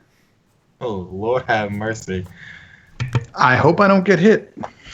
Can we roll for GTFOing? I mean, I'm just going to accept it. Fuck it, I'll accept it. I have a 5 on my initiative. I'm tired of rolling low on my initiative. 6. 7 for me. I almost burned a point of inspiration out of rage. 7, 6, and 5 is what we got. What did you get, Vale? 7. Well, at least we're all together in our mediocrity. All right, somebody roll for Salida. I got it. I'll do Dragon Bait. Salida got a 1. Dragon Bait also got a 7. I'm changing dice. Screw this. I'm going with my pink dice now. Let's see. So Dragon Bait got a, what was it, an 11? 7. So that would actually be an 8. And then Salida got a 1, which is actually a 2. Oh, you guys are effed. Yeah. Yeah, we're dead. I'm going to roll for my zombies here. Holy shit. Even with their negative to dexterity, that is an 18. Oh, man. Oh, this is not how It's been nice knowing you guys. All right, so Yep. zombies. I'm going to live. first. 1, I don't care about anything anymore. 2, 3, 4, 5. Well, that hasn't changed this whole campaign. Whoa. Cole has been very caring for all of you bastards. You're a Thank you. dick. All right. Most definitely. Don't shake your heads at me. Cole has been a loving, bitchy sister this entire time. I mean, you half right. Evil stepmother, maybe. Ew, what? Okay. Well, when you guys are dead and I'm alive, you know what? We'll just see who had a better method Then here. you can have fun playing with yourself. As I usually do, my friend. As Ubo seems to be arguing with his psychic It's psychic Marquise. hallucinations. Yeah, he keeps. Ubo seems to be yelling at somebody named Marquise. One of the zombies attempts to slam into him Of course it does. for a 21, That hits. dealing 2 points of bludgeoning damage. Oh, I'm that's still good. up. I'm still up. Good. That's not bad. Vale, And 4. Oh, okay. a 7's not going to hit you. A 9 is going to miss Dragon Bait. A 12 is going to miss Salida. Cole, that is a 16. Yeah. You get slammed into for Damn it. 7 points of bludgeoning damage. By a zombie dwarf? Yes. Oh, good lord. An albino zombie dwarf. Yes. Oh, my fault. It's all right because it's all white. 1, 2, 3, Just 4, saying. 5. Another one attacks Salida. Gonna miss with a 10. Dragon Bait gets missed. And Cole, another one stumbles towards you, knocking its shoulder into the remains of a pillar, Oh, God. missing you. Oh, thank you. It is Dragon Bait's turn. Who would like to roll 2 attacks for Dragon Bait? I got you, cuz. I rolled his initiative. Wait, sorry, none of them attacked me? No. Oh. We have a 14 and we have a 19. I mean, I can retcon that if you want, Mike. Yeah, can you take my attack? It's fine. It's fine. What were the attacks, Marquise? 14 and 19. So, still emanating the scent of brimstone, Dragonbait withdraws his Holy Avenger sword and begins slashing with it. And holy crap. Marquise, I don't think it's going to matter, but roll 2d8. All right, we have 5 and a 3, so 8 total. So 5 and a 3, so that'd be an 8 and a 10.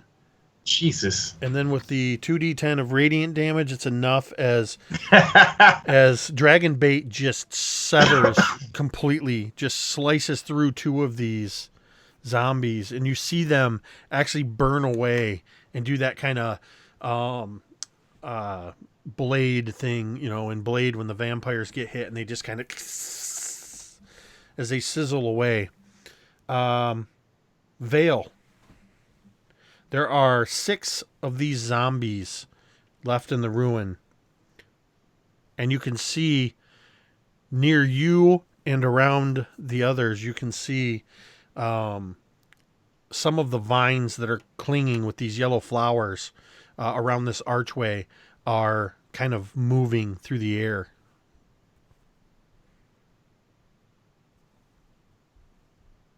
All right, well, I am going to stab the nearest one I can. Going for a zombie? Going for a zombie. A zombie albino dwarf? Oh, shit, yes. What's the biggest, baddest, toughest, most Connie-looking one around? Because I'm going to stab that one. All right. The one by Cole. That's the one it is. All right, that's the one I'm going for. Well, yeah, that's the one that slammed near her into the pillar and kind of knocked stones loose. It's kind of like a miniature version of Half-Thor, who plays the mountain. All right, then I'm gonna stab that one right in the face, and I'm gonna use a bonus action because I just rolled a nat 20 to make that a divine smite. I'm gonna make that thing goddamn well disappear. So, what the hell would I have to roll? Well, we already know that would do max damage, so we already know it would do 13 damage. All right, don't even roll. All right. What does it look like when you kill this hulking zombie albino dwarf? Still in a bit of a delirium. I'm slashing around trying to get this, this wrong, sick version of Berlinia out of my sight. And as I see, like, it looks to be, this zombie version of her attacking Cole. And I'm like, no! And I just go ahead and stab forward. And Cole, as you see the blade, not just, a few inches from your face, stepping forward to stab the zombie in the head, you just see it glow. And as you see it glow, you see what looks to almost be like greenish light vines just crackling forward, kind of like a very slow lightning, like tendrils just moving straight up the blade. And as I strike forward, you just see this zombie's head just kind of explode onto its side, kind of like a huge caliber weapon being put up against its head. And it just, the force of it just blows the thing apart. Mostly it's plant matter and bits of skull just kind of flying off as into Cole the jungle. Falls in love with her savior. Jesus Christ! So anyway, The that love triangle. Okay. Oh yeah, that's. And then I just kind of and turn around and go to face the next zombie thing. Ubo. Five Jake, zombie albino dwarfs remain. So do they look like dwarves to me, or do they look like something else because I'm under this influence? Well, I'll let you decide. The actual effects are not necessarily lingering, but Okay. just for reference, Hold on. this is it's washing out, but I can't see. Well, you see a corner of an elfish. I'm showing it to the stream, not to you guys. Okay. Okay, I got you. Okay. Well, they're a little hunchback. They kind of look like turtles. I think with that though, Uwe would just kind of shake his head real quick, just realizing kind of what was going on. I don't think he would actually see the dwarves. He wouldn't see anything else. It wouldn't appear anything weird to him, but he would see that they are attacking his friends, and he would the one that attacked him though. Kind of same thing. He would just take his staff out and just try to go right over its head. Just to lay the staff like right on the crown of his head. Okay. See what he can do with that. It's going to be a 15 to hit. That is going to hit. Okay. Oops, sorry. And that's going to be 6 damage. And I'm going to use my bonus action to, again, use that claw and just kind of rip at his throat. And that's going to be 17 to hit. That's a hit. And that's going to do another 6 points of damage. But as we do that, as he goes that you can just hear him kind of just that scream again, and his hand again starts to begin to glow with that kind of yellow light. And as his claws kind of pull at this albino dwarf's throat, you can kind of hear not only the ripping, but the tss, as it just kind of cauterizes as he goes, with his hand still kind of glowing that radiant color. So that'll be a total of 13. That's going to hit too. Okay.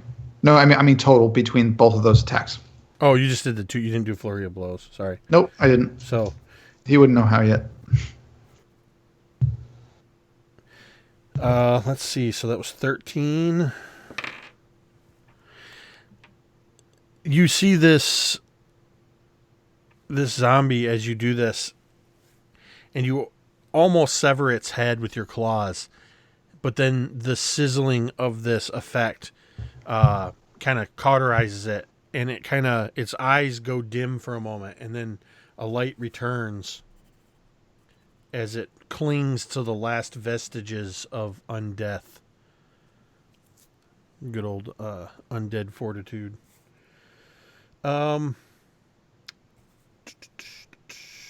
Cole. I'm in melee range of a dwarf, right? Yes. Everybody has at least one dwarf near them. So that lance of like Longinus, basically, that Veil created, she sees this behind her, and it ignites something in Cole. It fills her with a wave of inspiration. As I spend a point of inspiration to get rid of the disadvantage I have for firing in melee range, and she turns on her heel, and she sees the dwarf behind her, and she just quite quickly and quite simply sticks the barrel into its mouth. I have a natural 20 to hit it, which is going to be a minimum of 14 damage before I even roll the dice. I believe that kills it, right? Yes, but go ahead and roll that extra damage. Well, actually, know what? No, that's not going to work. Never mind. All right. She sticks the barrel into its mouth. She pulls the trigger, and you just see this entire thing's body fill with this blue-black smoke as the back of his head is blown out, much like the side of the one that Vale's killed was. And you hear the howling monkeys all in the distance start screaming. Birds leave their nest as thunder echoes throughout the ruins, and Cole just pulls back the thunder cannon and turns to face the next bastard. Not even one round of combat complete, and the zombies are at 50%.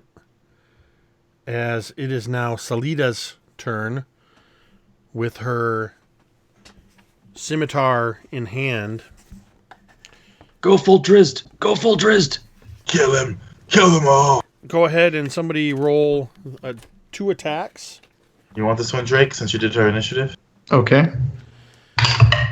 She attacks with a +3 to hit. The 13 and a 13. Both of those are going to hit. Go ahead and roll damage as 1d6. Okay. +1. 3 and 4. So 7 total. That's with the +1 for each one? Correct. Okay. So she does 2 quick slashes, and this zombie seems to still be standing. So that's Salida.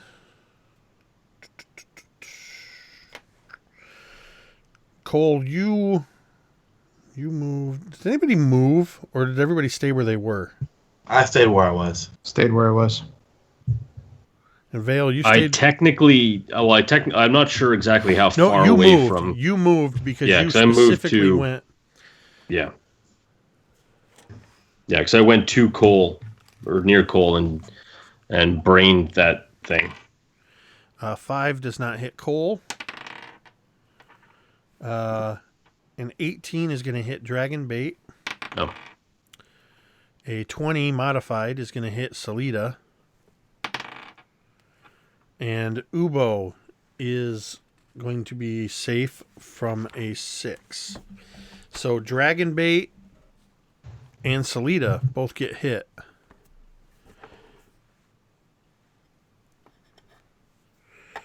And that, where'd the other D8 go?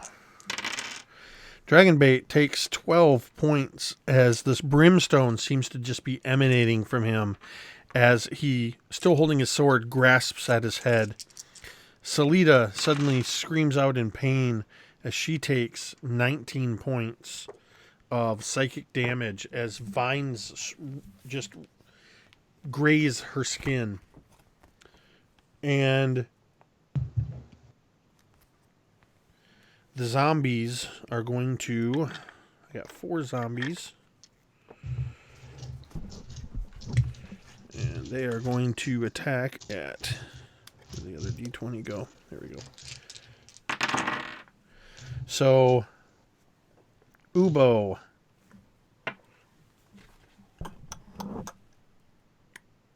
That Come on, is Jake. a Bring 9. it. 12. Okay. So that's not going to hit you. Nope. And Vale, that is an 8. That definitely does not hit. Salida is a 21. And Cole is a 20 modified. Hits. Let's see. And those are all slam attacks. So Salida and Cole got hit. Cole, you take 5 bludgeoning damage as a zombie slams into you. Salida takes 3 bludgeoning damage.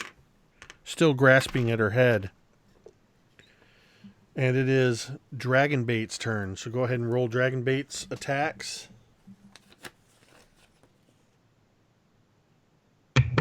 Cole, that's Got you. you. Yeah, no, my bad. That's We have a 11 and 13 unmodified. both of those are going to hit. You want me to roll the 2d8s? Roll a D10 All right. and add That's a 5. All right, that's a 13 for the D10. And then actually roll 2 more D10. Oh, what? And add 5 to both. Yeah, add to that total with the 2. That's gonna be 25 total plus the 13. All of that is the first zombie, Oh, completely wow. disintegrated. Yeah, I want what he's As having. Dragonbait is just grasping his sword desperately with 2 hands and slashes at the other one which he hit. So go ahead and roll the 3d10 plus 5. Gotcha. 5 to each D10. No, just plus 5 total. Gotcha. All right, that's gonna be a total. Wow, that was terrible. It's gonna be a total of 14. Out of all that, that's a 14. Yeah, I got a 6, a 1, and a 2.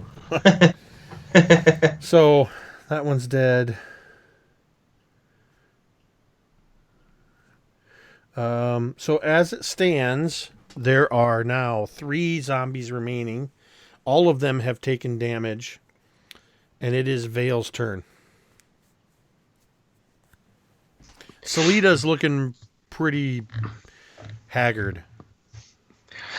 I will I will stagger to again the next zombie, and I will go and stab it. All right. It was a 17 hit. Oh yeah. Phenomenal. Cool. And that would be 13 damage. They just come in like straight, like just slashing it. Yeah, and right across the side of the head.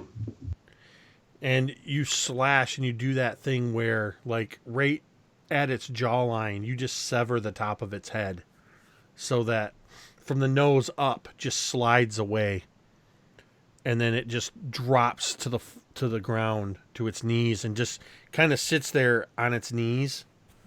Yeah, it's done. It's done. 2 remain. Ubo, you've got the one in front of you that failed to drop. Okay, that's the one I'm going to go for then. Same thing, just going to try to hit him right over the head with the staff. It's going to be 22 to hit. That's going to hit. Okay. That's going to be 6 damage with the staff. Let's see, so that'd be 11. Yeah, so how do you kill this one?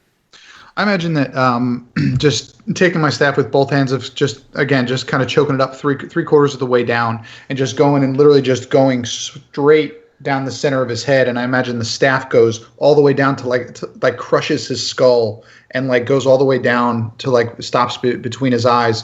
And when I pull the staff out, you can actually see part of his brain just visible with kind of a, clotted black and red kind of ichor just pouring out as he collapses. All right. Cole. One zombie remains. When it slammed into her, Cole drops her gun, actually, and the thunder cannon goes scattering across the rubble. She takes a step back, reaches into her pocket, and Gunslinger Cole becomes Axlinger Cole as she pulls out her hand axe. Does a 13 hit? It does.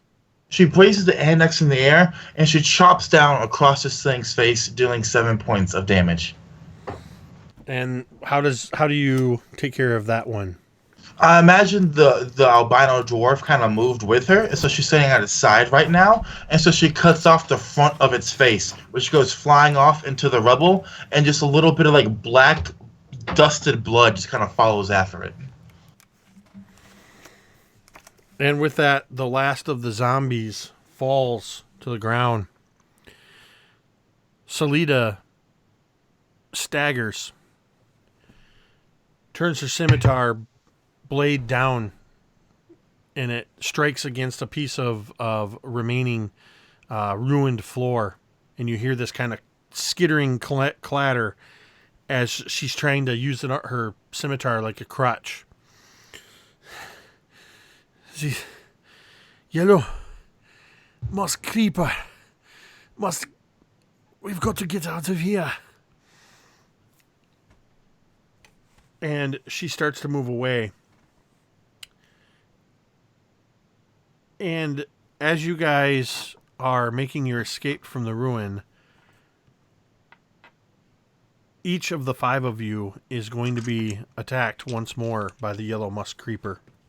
Oh, Lord have mercy. I pick up my gun, BT dubs, just in case. Let's see. So that gets a +3 to hit. There are 5 of you total, I believe. So I'm going to roll real quickly from top to bottom. Ubo, 16. Nope, 17. Vale, 11. No, it doesn't. Cole, 9. Nope. Dragonbait, 12 is a miss. And Salida, your guide, a 13. Just double check that. But I my asshole puckers.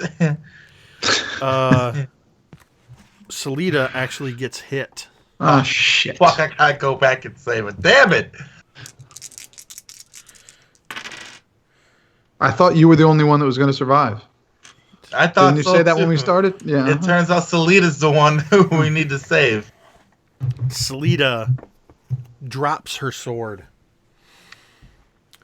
She grabs at her hand and she begins crying out in pain. What languages do you speak, Cole? I speak, give me one moment, please. I speak Infernals and Celestial and Common. Does anybody speak Draconic? No. Not at all. But if she speaks Infernal, that's me. Or Giant. I Or can do Giant. Giant. I'm just saying. So some primordial language. Salida, and I'm actually going to have you roll an intelligence at disadvantage. I'll say a history, Cole. All right. As she begins screaming out, so that's going to be a 15. And what you make out is just enough that you recognize that what she's speaking is abyssal, but you can't really make any of the words out. You don't know enough of the language. You know just enough to say, oh, hey, that's abyssal. And she drops to her knees, and she's just, I mean, the veins are popping out on her back of her hands, on her wrist. She's digging her nails into her scalp. Blood begins to drip down as she's screaming, crying out in this language. And then she just screams as loud as she can, this guttural, piercing scream, and then collapses to the ground, unconscious. I was really afraid you were going to say her head blows up and I was going to lose my shit. If her head exploded, I don't know how I would have reacted. No, that basically took her to unconscious. Okay. Cole turns around and runs back for her instantly. All of you can make a survival check.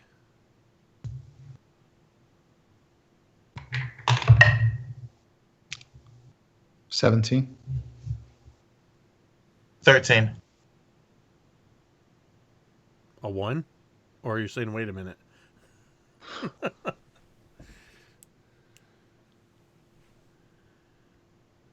Doesn't matter because it just rolled a 2, so that's a 5. Ubo, you're the only one that seems to... It's like you suddenly...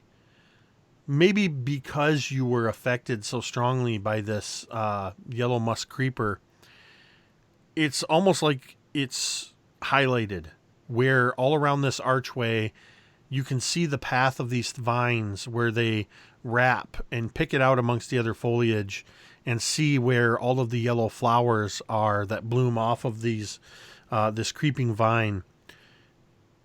And you know exactly where it is and how to avoid it. As long as you stay out of the 5-foot reach of this vine, you can navigate the party safely through. And Ubo is hurt. He's not feeling well at all. I mean, he's bloodied up. I'm assuming like one of his eyes is like swollen shut, and he would just kind of say to everybody, just stay away from there. Just let's go. I can see it. Just go here. Stay. I would just kind of be pointing. Go here. Don't go here. But just very winded and just hurt. Just stumbling, tripping. Cole listens and she moves like a puppet on strings to Ubo's words. And if I could, I would try to help Cole if he was trying to pick up Salita. I don't know if she could, but even though I'm hurt, I could probably still pick her up if you were having a problem, and kind of sling her over my shoulder. Yeah, I think you would be able to. It's a struggle because of how much you've been affected by this, but she's kind of a slight. I think we said she was like 5'6" or something like that, kind of lithe and athletic. So she doesn't weigh a whole lot. You're able to pick up her unconscious form. Does anybody grab her scimitar? Cole will. If Ubo has the body, I'll take her dropped equipment. Yeah. What's Vale doing back there? Yeah, Vale? How are you doing? And are you listening to Ubo's words as he's trying to guide you through the ruin? I'm just. I don't know what's the. I'm fucked up. I'm really fucked up. I am hurt. And my head is just like massive headache, and I'm just completely and utterly like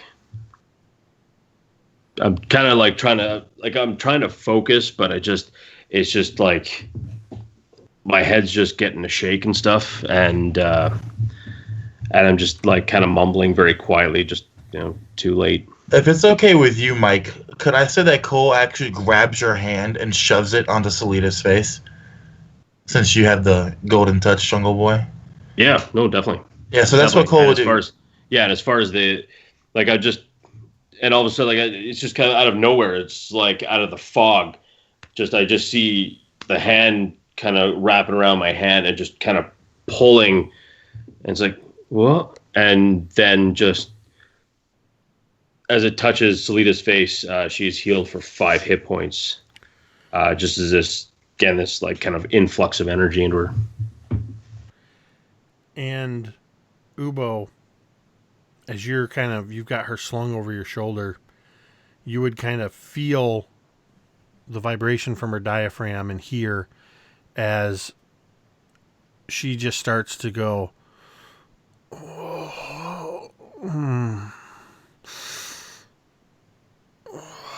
but she doesn't stir much more than that.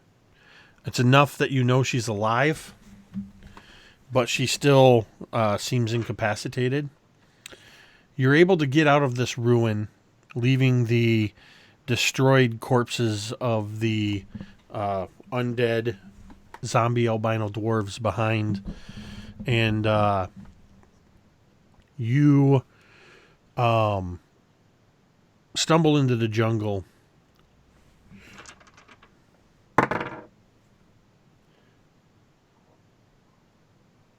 The temperature is rising. After the rains went away, it continued to rise. And how far would you move away from this ruin before you tried to do anything else? Honestly, I'd probably go as far as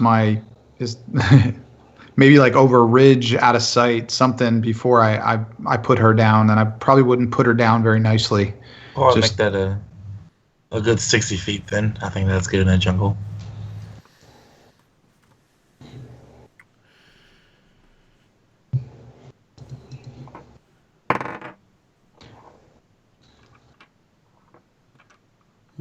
What are you doing as you drop? Are you making an impromptu camp? Are you taking a short rest?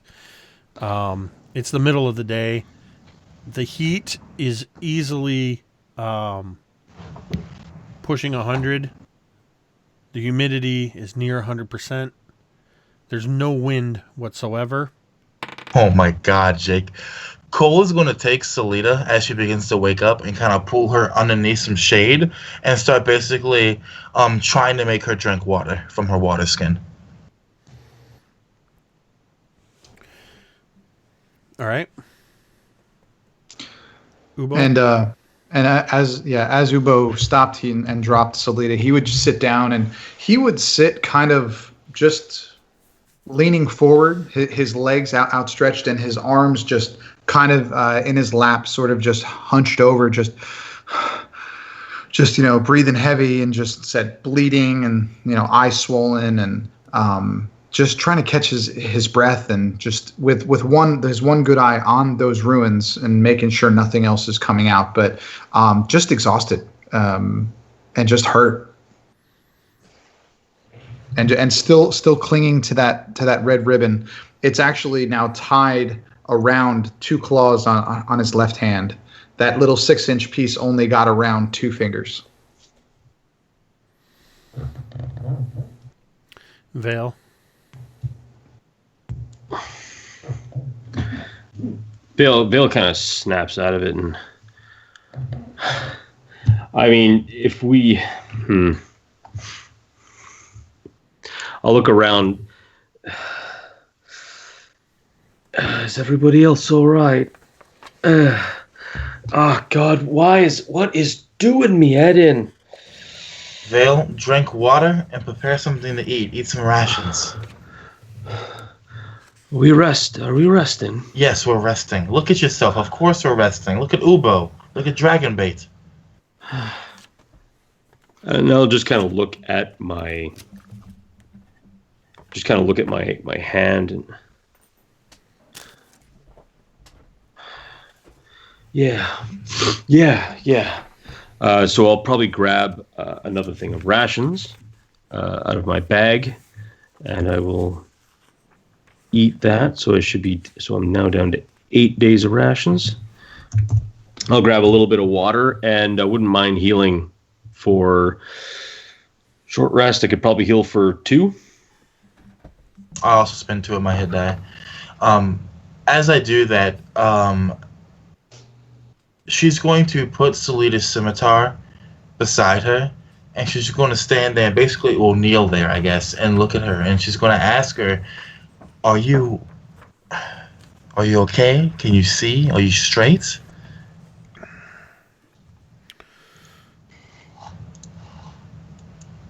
Please. We should not. I should have known better than to let us fall into such a dangerous place. What was that thing?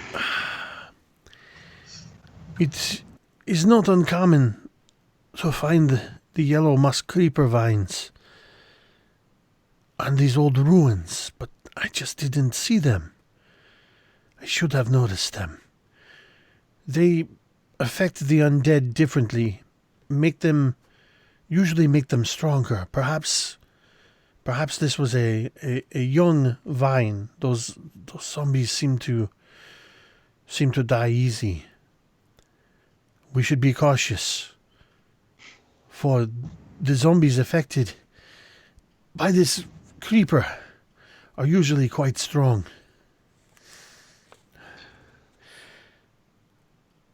And with that, Vale would not Vale, excuse me. Ubo would stand up and he would kneel over next to her, and he would say again the same thing he said to Brill last session. He would say, "But when you fell, what did you see?"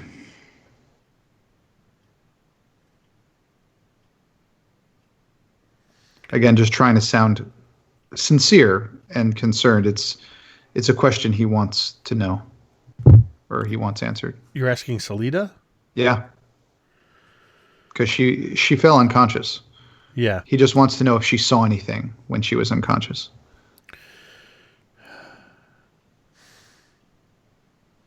It was a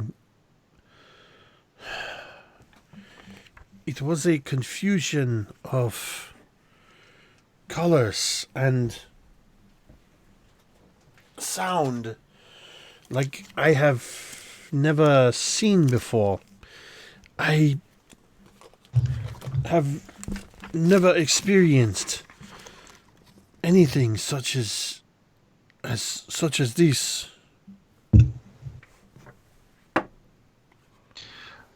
And Ubo really wouldn't go further than that. He would just sit and like Vale was doing, a little bit of water, a little bit of food, just trying, hoping somebody had a way to heal him. But he did a little bit of healing in the rest, but nothing great. He still got a long way to go.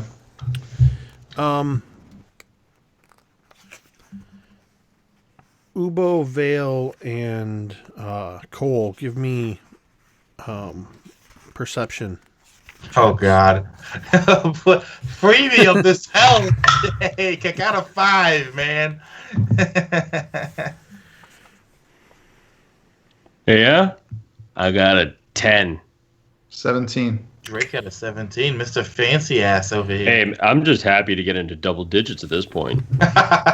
Marquise, I would like you to roll me a D100. Oh my lord. Oh man. Please kill him. I got a 46, dog. Nah, dude, I'm not dying. I'm not dying. I mean, everyone else has at this point, except Vale. Roll again. Okay, roll again. Gotcha. All right, I got a 21. And the green dragon flies down. Ubo, you're the only one that notices this. Of course. As Cole is tending to her own wounds, and kind of as Salida finished talking, you see a creature that is maybe 10 inches tall. At first, you almost don't notice it. It looks like a shadow. And Cole, are you seated? Yeah, she's seated. Are you leaning against like a tree or something like that? Is that what's... She's in a kneeling position beside Salida, tending to Salida. Okay. So you would see this creature about 10 inches tall, humanoid. Its body appears to be all black. It has wild black hair and a mask with no defined facial features, but a mask of white with almost like symbols marked in black across it. And as you see it, it's pulling 2 bullets from Cole's gun belt. And it has to hold these bullets. It's so small. It holds these 2 bullets like against its chest as it sees you seeing it. And it reaches behind its back. And you don't know where it pulls it from, but it pulls a vial that's probably about 4 inches long, full of a greenish liquid, and it slips it into one of the bullet slots on Cole's belt. It then shifts the bullet so it's holding one under each arm like footballs, nods at you, and darts away into the... Drake, that was the cutest thing.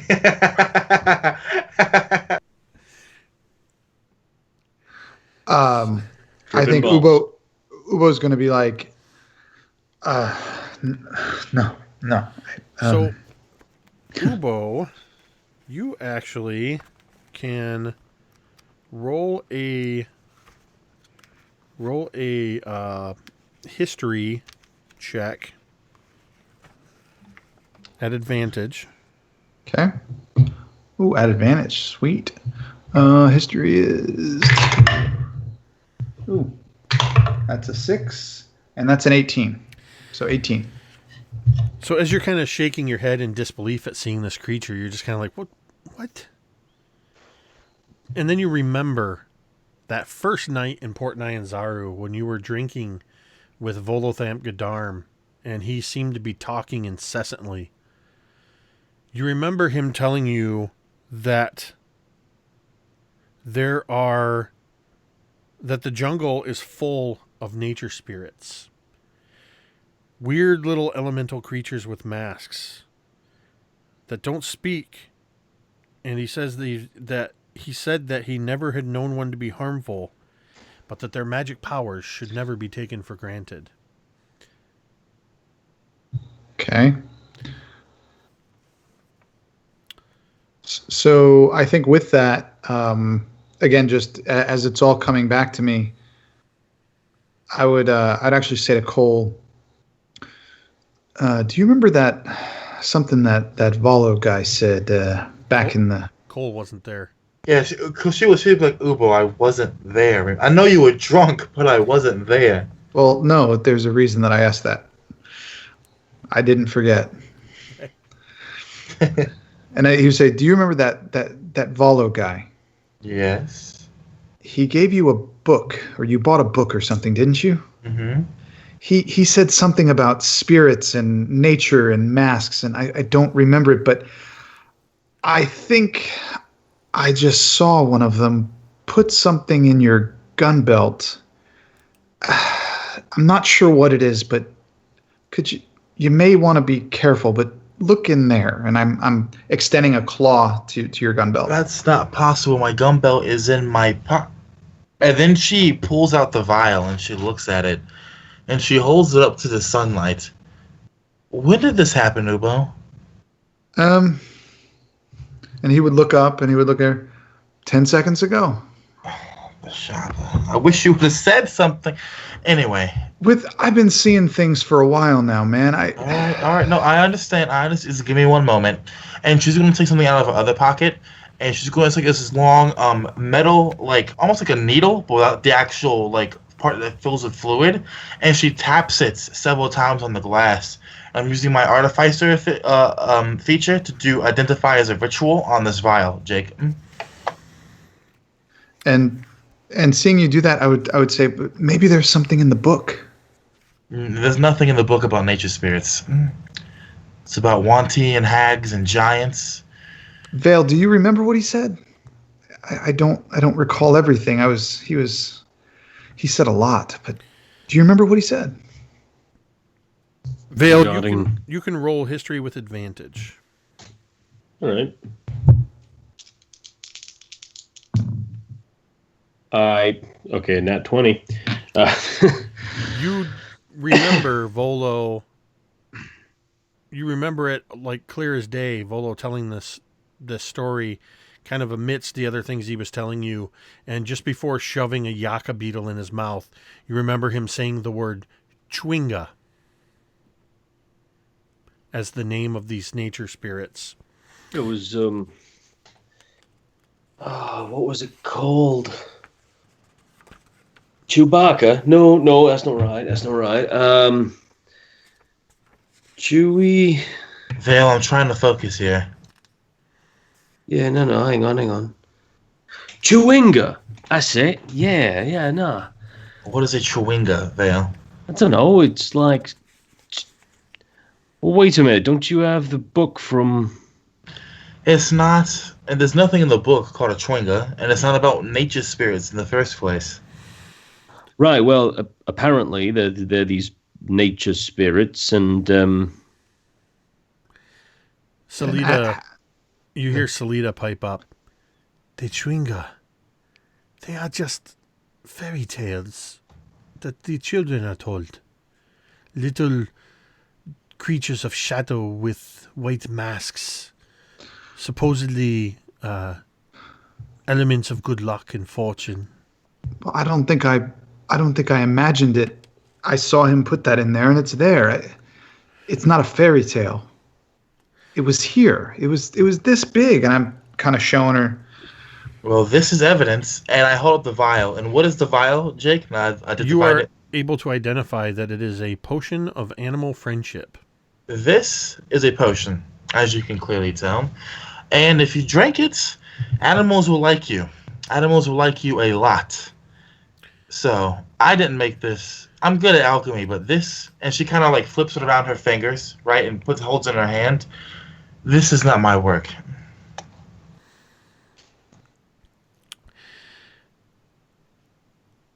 The next sound that you hear is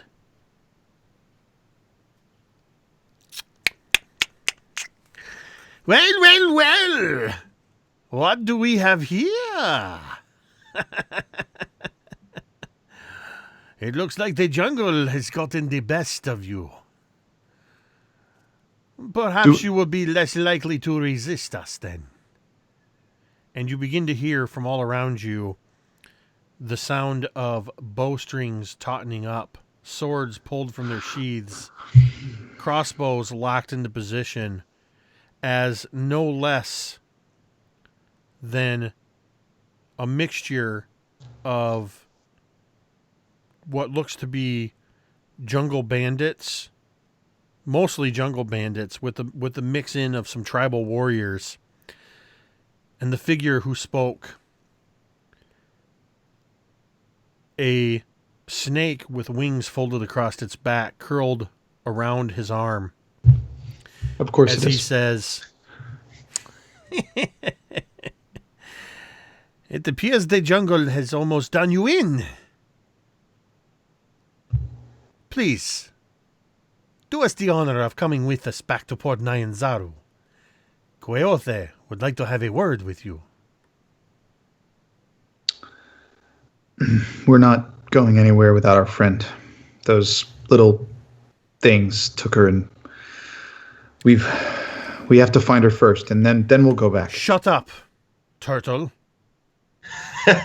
And he Call last. he holds up his hand, and you see him playing with something, and he's running it through his fingers, kind of in his hand, and then he just kind of lets a length of about 8 inches of red ribbon drop from his hand, and then he holds it up to his face and he goes,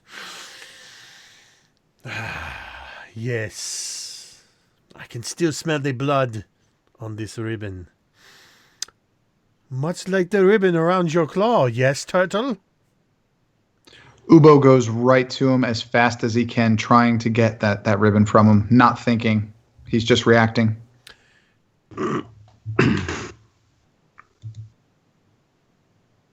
I'm going to let you make an attack. Well, I don't want to attack him. I just want the ribbon. Well, But I guess you have about close to 20 people that are going to try to stop you. Great. So you're barreling into a group of people. So I just want to see if you take any of them out. Sure. That's going to be a 10. Make a Constitution saving throw. Okay. That's a 10. As you're charging forward, you suddenly see stars and feel a pain in the back of your head. As you fall to the ground, your vision kind of cocked to the side, creating a Dutch angle, as we see from your POV, as this human figure with the flying snake curled around his wrist comes towards you, crouches low, dangles the red ribbon in front of your face, and then goes, and you lose consciousness. And that's where we're going to end. Fuck you. I'm sorry, but fuck you, Jay. Oh, This has actually probably been my favorite session so far, so applause to you, Jake. I loved it. Even if Drake is in his bag. I don't like you. I decided to turn the intensity up to 11 tonight. Yeah. Jesus. Oh, really? Yeah, we You read sure the it's- are fucking you sure gun. it's Well, here's the way I 12. see it. When the cleric is unavailable, This is your chance. ramp it up. Hey, for the 100th time, Megan's not playing a cleric. She's a Playing a warlock. Oh, yeah. Warlock. I don't know why I keep saying she's the cleric. Because she's a Because you warlock think cleric. Azamar. Yeah. Yeah, she's Asimar. And she has a celestial, so she can heal. But yeah, she's so pious and celestial that I think of her as the cleric. Yeah, we're but literally down a person, and Jake was like, well, time to fuck them up. Let's see if we can get him to roll new characters up, huh? Yeah. I've already got one ready. I don't. I decided to live dangerously. Yeah, me too. Luckily, I rolled like stupid high, and I had to use all 3 of my hit dice to heal up. So it's a good thing I used them all up. So I'm gonna kill that dude too. I'm gonna kill Snake Boy. So, as if anybody's taking notes, the name that was spoken when he spoke was that Quaothe wants to see you. Quailthy. Quaothe. Kwawothe. Got it. Quailthy. Well, that dude with the ribbon, first chance I get, I'm gonna punch him in the face. And we'll see how that goes. Yep. So next week, we expect Megan to be back with us, as we'll see what happens with this group of 21 individuals that just knocked out Ubo and have the others surrounded, and seems to somehow have a tie to Berlinia. And we will also be joined by our campaign's first guest appearance by Taylor Jeffrey from the channel Mom's the Nerd. Taylor will be playing a special role in next week's session. Could we have an encounter next week where we're not surrounded? Can we have Because we one? had 3. We had 3 today where we're surrounded. So To be fair, though, it took 21 individuals to knock you out. I mean, if that doesn't blow sunshine up your butt, I don't know what does. I just mean, would come like on. to be the person who surrounds somebody for once. yeah, no, let's. Yeah, I let could us just see it now. surround.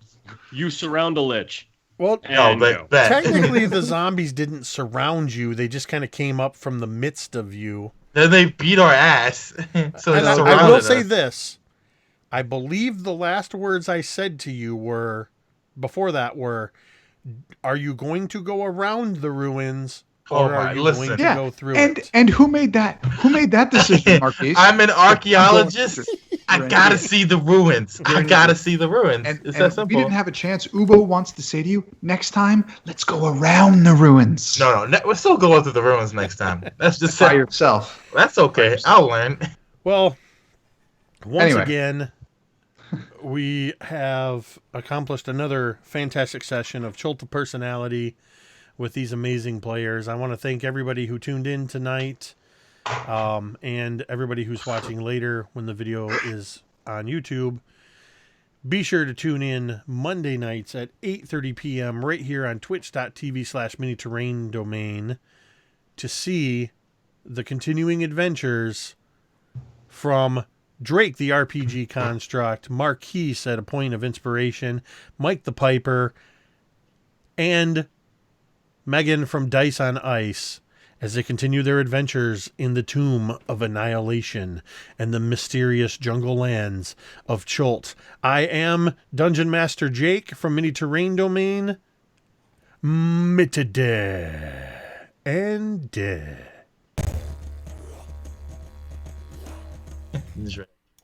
all right. Let me bring that up so I can see.